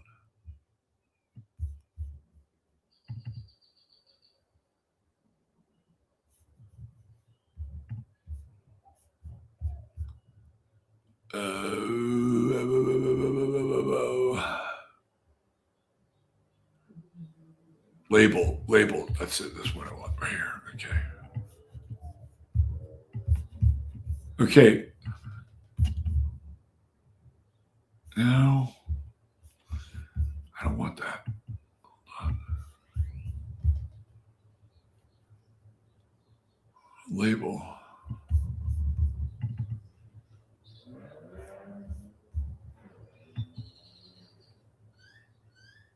Shit. Where is this thing? All right, hold on. Let me have to go into my archives. Let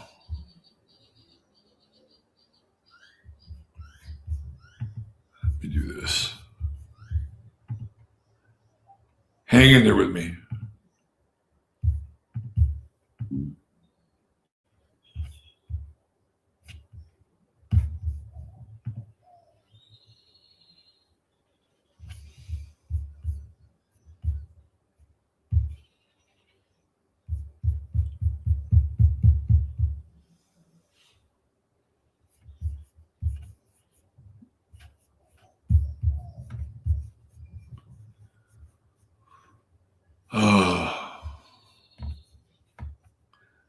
Am I going to have to long form this?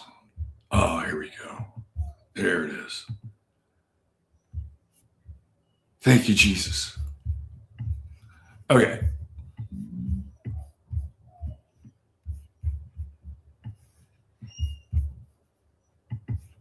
All right.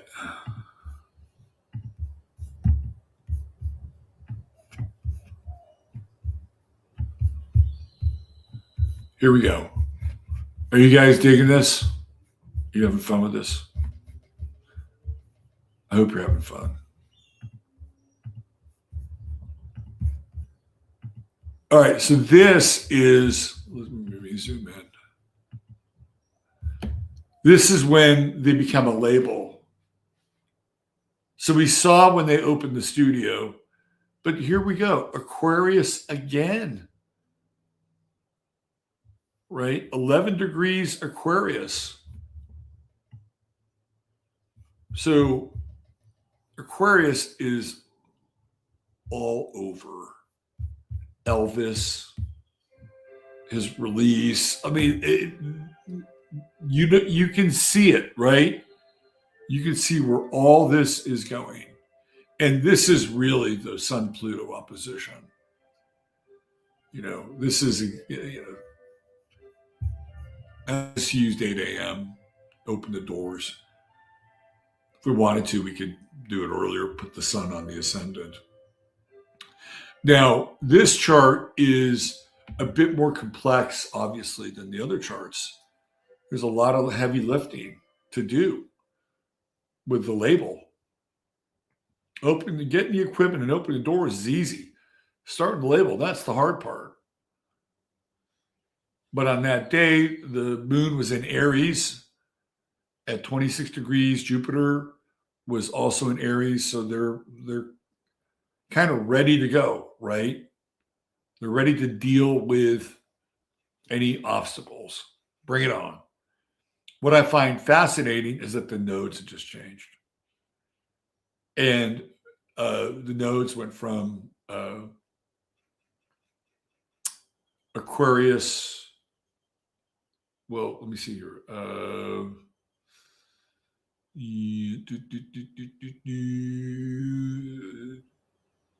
It's just what, 0 Aquarius, 0 Pisces, 0 Pisces. So the node is at 0 Pisces.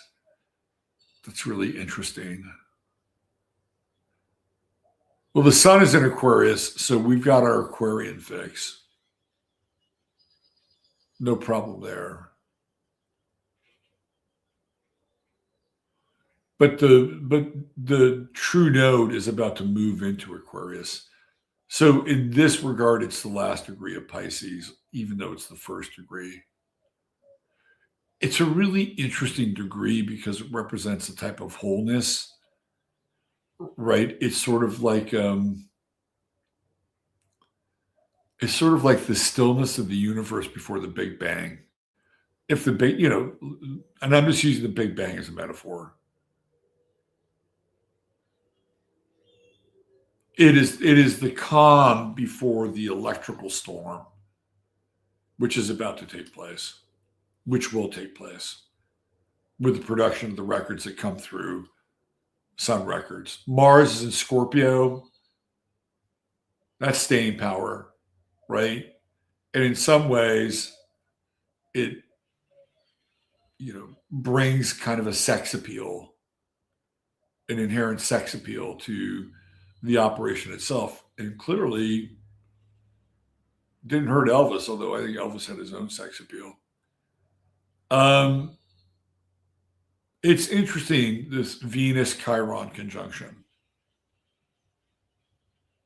I mean, I tend to look at this and see this as the opportunity to change the fortunes of people, which clearly I think happened. Because you've got that Jupiter square to Venus. And I think Jupiter squares are really interesting. It's like, let's roll the dice. Like, let's gamble. Let's put it all on red. And especially in Aries. So what I see in this chart is commitment, fixed sign, right? Mars in Scorpio, Sun in Aquarius, Pluto in Leo, and almost rounding that the fixed Grand Cross off is the Moon, nearly in Taurus, but the final degrees of Aries. So a lot of passion. You would need it. Not a bad chart. You got some earth, got some air, got some pretty balanced. A lot of heavy lifting, though. All right. So let's take a quick look at, because I'm going to show you what we're going to do here. So this is the chart of Sam Phillips. Again, I don't have his birth time, so I just gave him 12 noon. But what's interesting about Sam Phillips is he's born January 5th, which is 3 days before Elvis Presley. So he's got his sun at 14 degrees Capricorn. Elvis and Sam Phillips had a sun-sun conjunction. And when you are in connection with another person and you have a sun-sun conjunction, it is powerful. If you've ever been around somebody who's born a day or two around your birthday, you connect. You absolutely connect. It's the Astro math. Now, here's a question. You can leave your answer if you feel like it in chat. Have you ever met someone and had an intimate encounter with someone that was born on the same day as you? Question mark. How conjunct were your sons? Right? All right. So this is Sam Phillips. And he's got Mars in Pisces. He's got Uranus in Pisces. He's a little rebellious himself, right? He's got a grand trine, Jupiter in Scorpio. And, in the last chart where we saw the label, I have it right here. That's the first recording. Where's the label? Sun Records. There was one where Mars, so right there, Mars at 5 Scorpio, right? So Mars, when Sun Records, the label started, was in a 5-degree orb of Sam Phillips's Uranus. These things matter. They count. Oh, where's Mercury? 1st degree of Aquarius. Where did we see that before? Fucking Elvis. true node, Juno. Oh, we saw that first degree again, right? In one of the other. So look, it's right there. These two guys, his Mercury, Elvis's true node, Elvis's Juno, birth of rock and roll, baby. It's right there. It is right there. Boom. Sun records, Moon Leo conjunction, Moon Neptune conjunction in Leo. That's pretty damn sunny. Elvis also had Jupiter in Scorpio too, by the way. And then we've got some Libra action. Saturn in Libra. We've seen Mars in Libra twice. So the signs and the numbers keep showing up. They keep showing up. This is amazing. Mercury, Sun. Oh, amazing. Okay, so here's what I did. I did a multi-composite of Sam Phillips. Oh, this is Elvis and the release date. I did a synastry chart. Let's take a look at that. So you can see it right there, right? Here you go. There's the true node. There's Elvis's sun. We got Chiron. There's the moon, Pisces. We've got Juno on his Neptune, the birth of something new, right? And then Sun Uranus conjunction. Cancer. Boom. Look at that.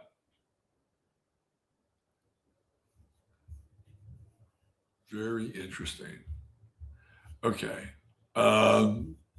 So here's what I did. Let me see if I can find this.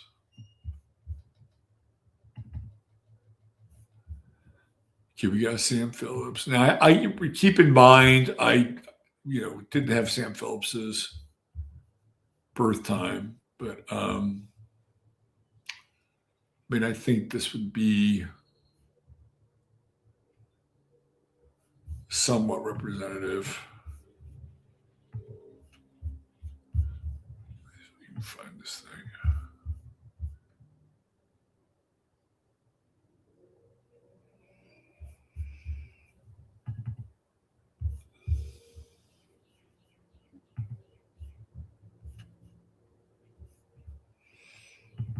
That's Elvis and the release, which we just saw.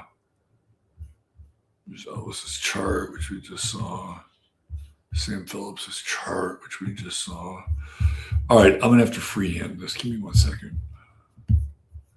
You line everything up and you think, I had my shit together.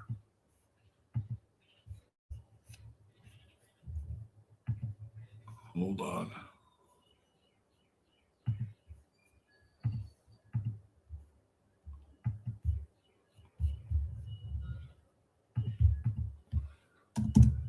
I hope everybody's enjoying this.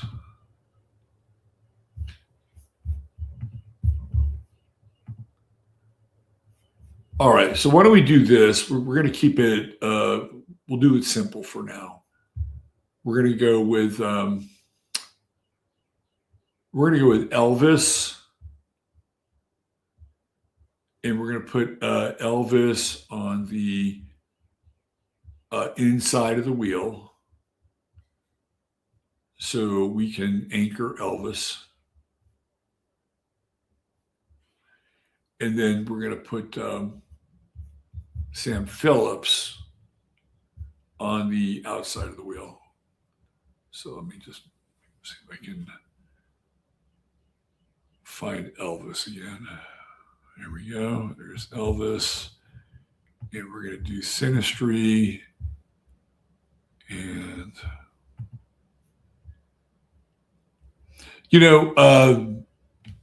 Jeffrey Epstein's kind of the new Elvis, isn't he? It's weird, too, because Jeffrey Epstein's sun is conjunct Elvis's true node.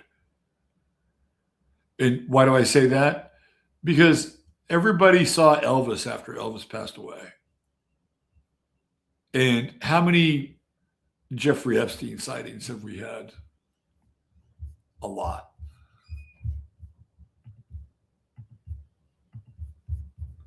One of my favorite songs is by the late, great Mojo Nixon.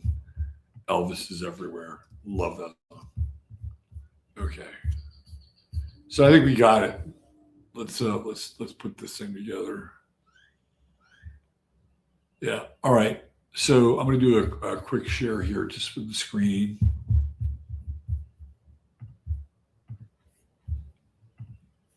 And so this is Elvis and Sam Phillips.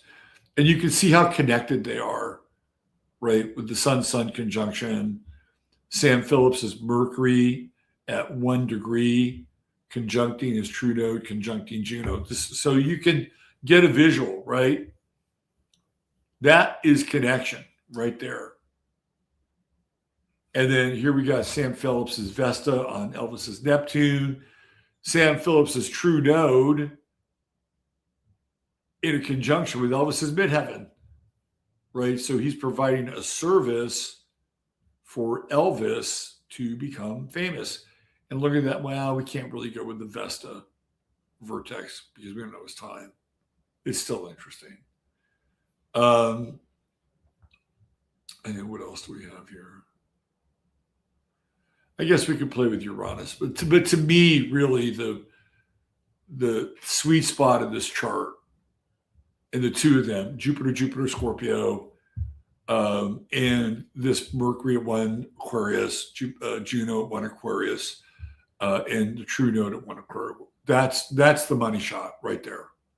And some of the action happening around the midheaven with Vesta, right? There's an investment, like he's investing in Elvis. He's investing in the art. So that's an interesting chart right there. If I had the birth time of Sam Phillips, we could do a midpoint composite for Sam Phillips and Elvis and Sun Records. Maybe if I rooted around a little bit, I might be able to find it. But that, ladies and gentlemen, is really where it all starts. It starts at the 1st degree of Aquarius in Elvis's chart, right? The true node, Juno, Mercury in Aquarius in Sam Phillips's chart. And then you have all the other Capricorn overlay, including the releases. It fits like a freaking glove. So the two of these guys, right? And when you think of Mercury, Mercury's like the recording equipment. It's the sound. This is what Sam Phillips brings. He brings Mercury, right, to Elvis's purpose. And in as much as he's birthing rock and roll through Juno, right, this doesn't happen without Sam Phillips. And Sam Phillips Mercury right there, right, the sonic midwife for the whole thing. So I think it's really exciting. I think it's great that there's this movie out. It's probably worth seeing. And clearly with some of the transits that are happening right now with Pluto conjuncting Elvis's true node and Juno, I think it's not just a worthwhile see, but could be really transformational. And Neil was waxing poetically about it. So there you go. And Neil is a film buff. All right, let me go into some of these comments here before we get out of here. Let's see.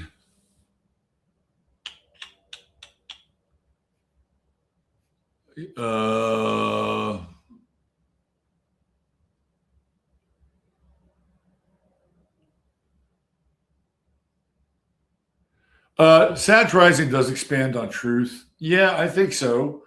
Yeah, absolutely. right? Sure. Clearly waxing philosophically. But in order to get to that truth, right, Sag rising has to engage with life on a daily basis as sort of a, I don't know, a wisdom tool. Right. I'll give you an example just out of my life, right? Like I like to operate from that place because my first house is mostly Sagittarius. And I was over at HEB last week getting preyed on in the beer aisle. To me, that's like very satirizing. I mean, we're in the beer aisle, that's number one. And number two, right, it's also very orthodox in terms of sort of the practice. Sagittarius tends to be more orthodox than Pisces. The two signs that are most connected to religion in the Abrahamic sense. Pisces is a little more esoteric. You kind of bleed into Edgar Casey with Pisces. But yeah, so how did that hit me? Right? What did I do? I talked about it on my show the next day. Right? So to your point, yes, an expansion of truth. But I also feel like you have to, with Sagittarius, you have to live it. It's in the first house, it is not theoretical. Right? You can only teach or expand from the place that you've experienced. And with Sagittarius, it's a pretty wide aperture. So I hope I answered your question. I'd say you're right. I just wanted to elaborate on that. We got Kanya. Hi, how are you? Let me throw your hearts up there. It's been a while. Let's see. Elvis is actually blonde, dyed his hair black from what I've heard. He looked good in black. And he was a twin, yes. What's going on, So Above It? He had a big heart. Yes, he did. Remember Bye Bye Birdie based on Elvis's listening? Oh, yeah. Elvis had an affair with Aunt Margaret. Am I doing the Friday forecast? Not today. I'll do more Friday. I need to just change it up a little bit. Right? You got to change things up a little bit. Look at that, Jackie. Love, love, love my Elvis.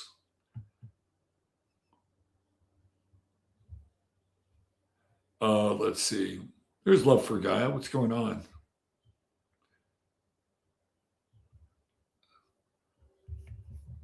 Charlie Pride was the black guy. It's not Charlie Pride behind closed doors. It's Charlie behind closed doors. Charlie Rich. I actually have a Charlie Rich, like the greatest hits of Charlie. It's actually pretty good. Like he was kind of one of these Carl Perkins rockabilly guys. He recorded at Sun Records. And then he moved into country and Western music. Charlie Rich had a really great voice.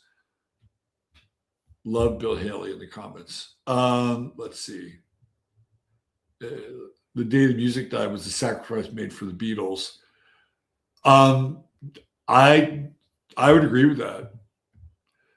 The other thing too, what's interesting, Scott, is that plane crashed right outside of Mason, Iowa. I always thought that was really weird, right? Like, oh, are there any accidents? The other thing with Buddy Holly is that Buddy Holly was starting to get really frisky with publishing. Really, really frisky with publishing. He didn't like his publishing deals. And he wanted to restructure how artists were getting paid. And that might have factored into that a little bit as well. Let's put it that way. Let's see. Charlie Rich. That's right, Hucklebuck. We got you right there. Can were great. I interviewed everybody in Can. I interviewed all the guys except for Holger in one interview. They were so nice. They were the coolest guys. There were these remixes that came out of Mute Records of the Can stuff. It's a really good record. And then I interviewed Holger separately, and such a cool guy. Those guys were really nice. Holger is such a generous spirit. And then there was this one night I was in Berlin. I'll never forget this night. I was hanging out with my buddy Simon from Beggar's Banquet Records. And we would like meet up at these conferences. And Simon and I, we would overindulge. And there was this artist playing that night named Peaches. She's still around. She does this kind of like, feminist rap. And I was really inebriated that night. I was like kind of taking my aggression out on Peaches and her band. And I was throwing wadded up napkins at them, paper napkins. I'm like, oh, you're really tough. You're feminist tough. Let me throw napkins at you. Let's see how tough you are. Anyway, so we leave this club and we're somewhere in Berlin. We don't know where Cologne. We're in Cologne. It was a different night. We're in Cologne and we don't know where the fuck we are. We can't get a cab. And we're walking around and this guy comes up to us. He's a German guy. And he starts talking to us. And he says, hey, do you want to come over to my apartment, hang out, drink some beers? And we're like, sure. So this guy lived in the same apartment building as Jackie Liebezeit, who was the drummer for Can. And he just hung out with him the week before. So he was friends with him.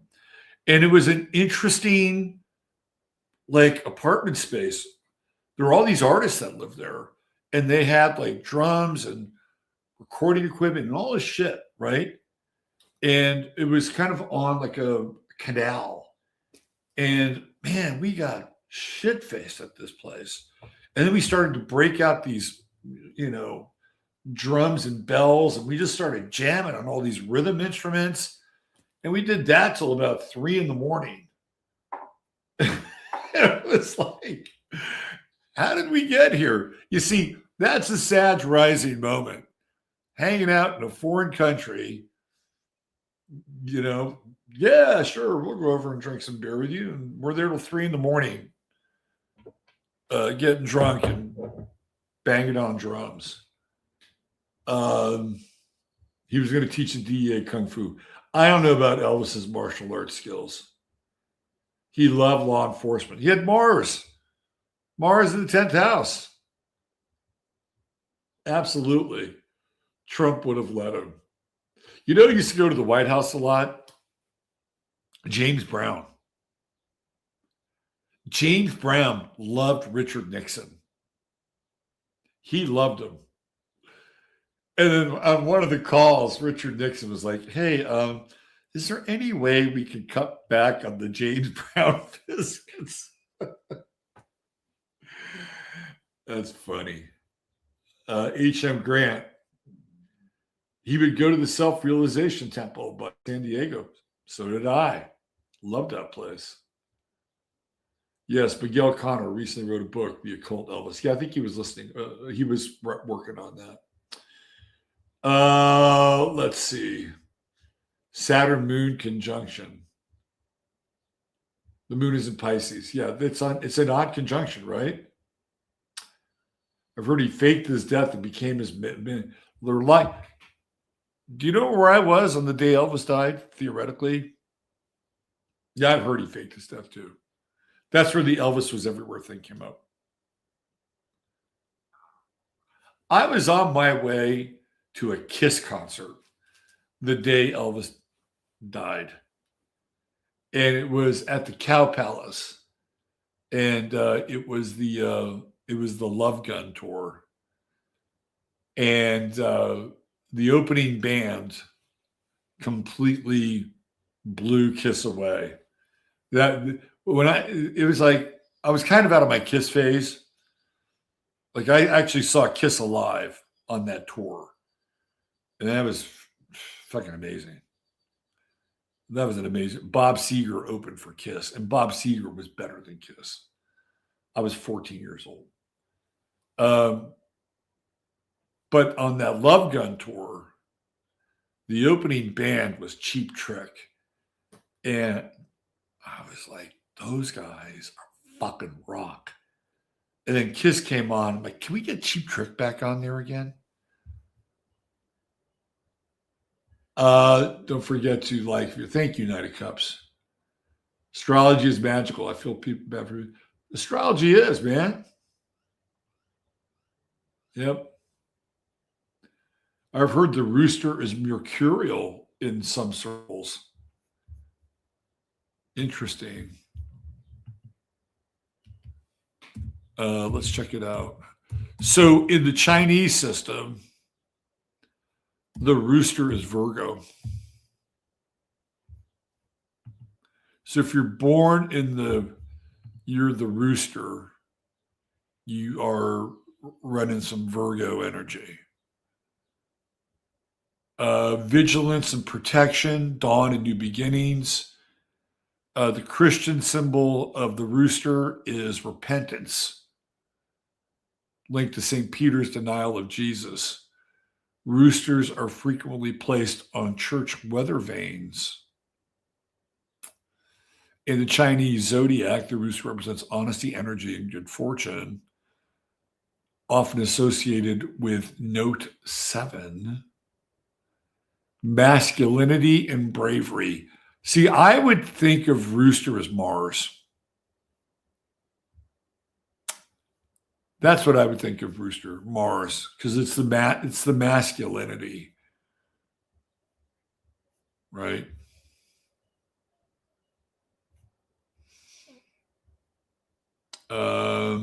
That's my take on the rooster. Okay. Let me go back to chat. Let's see. Chanda Sparkles. Little Richard was homosexual. Yes, I'm sorry. But he flipped back and forth. He was a Sagittarius. He was mutable.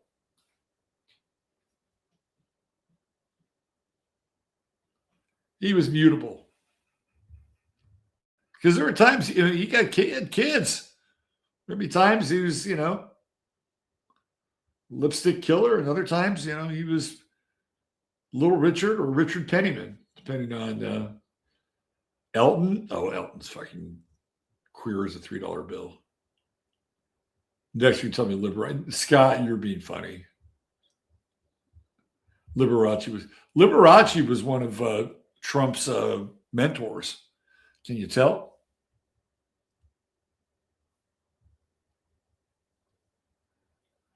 Never got along with anyone in a few days of my solar return in Leo. Got along famously with Aries and Sag. Let's see. What else we have here? Astro Sounds, yes. It's a new show, Lenore. Yes. Let's see. What else do we have here? Epstein did move his hips a lot, I hear. That's funny. You guys are into it. Good. Elvis is my parents' era. Yeah. You know who likes Elvis? My kid. My kid likes Elvis. Let's see. Charlie Rich. Yep. Thanks, Rick. We sorted that out. My dad liked Charlie Pride. Charlie Pride had some pipes, man. He could sing. What's up, Janine? I love that. So you know the Charlie Price. It's a great record. I was blown away. I'm like, fuck, this is really good. Let's see. We got Heather from Del Rio. Always liked Elvis. Even had a dog named Elvis. Yeah. Little Richard said his door swung both ways. He was interesting. Dave Grohl has a funny story about Little Richard. He was at the airport one day, and this car rolls up to him, and the window rolls down. He was on the curb. Dave Grohl was on the curb at the airport. And the window rolls down, and it's Little Richard's kid. He wasn't a kid. He was an adult. And he said, are you Dave? He said, yeah. He said, I'm Little Richard's son. My dad really wants to meet you. Can you imagine that? You're sitting there, you're on the curb waiting for who knows what. His car rolls up, window rolls down. It's Little Richard's kid. Says, my dad really wants to meet you. He got in the car, met him. I thought that was really funny. Yeah, Cheap Trick were pretty great for their first few. I would say up until In Color and Black and Dream Police. They kind of fall off after Dream Police. But those first 4 Cheap Trick records are, the first Cheap Trick record is incredible. Speak Now or Forever Hold Your Peace is one of my favorite rock songs of all time. I was born in 1962 and I've always loved Elvis. Been following his stories. What is this movie you were talking about, Robert? I came in late. There's a new movie out by Baz Luhrmann. It's about Elvis. It's a documentary. So I don't know if it's on one of the streaming services. Let's find out. Neil just told me about it. It's called Epic. It's in concert. 2025 documentary. So it's been out for a year. And it's a pricey watch. It's $20 if you want to rent it. It says tribute to Elvis. So there you go. It's right here. I'll give you the visual.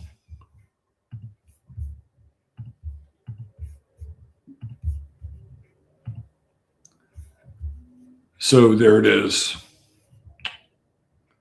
Came out September 6th, 2025.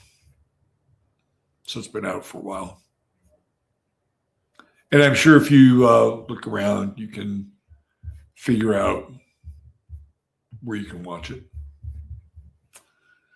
All right. I think that's it. Steve had an Elvis collection that fills a big plastic bag. He bought it at a garage sale. Big plastic box. Cool. I got nothing on Elvis. No, I don't think I'm anything Elvis. All right, I'm out of here. Hey, thanks for being here. I hope you enjoyed the first edition of Astro Sounds. We'll do this once a month, kind of break things up a little bit. We'll work in a tarot show on Fridays as well. So we'll do a little Friday Forecast, a little Friday Tarot. I don't know what I'm going to name it yet. We'll do some Astro Sounds. And of course, the always lovable and huggable Russ Winter on the first Friday of every month. And we'll try and get some more guests in here every now and then. All right. Thanks for being everybody. Great additions to chat today. Thanks for all your knowledge and fill in the backspaces and your humor. Take good care. Have a great weekend. And do not let the fools, idiots, and madmen get you down. All right? Don't let them get you down.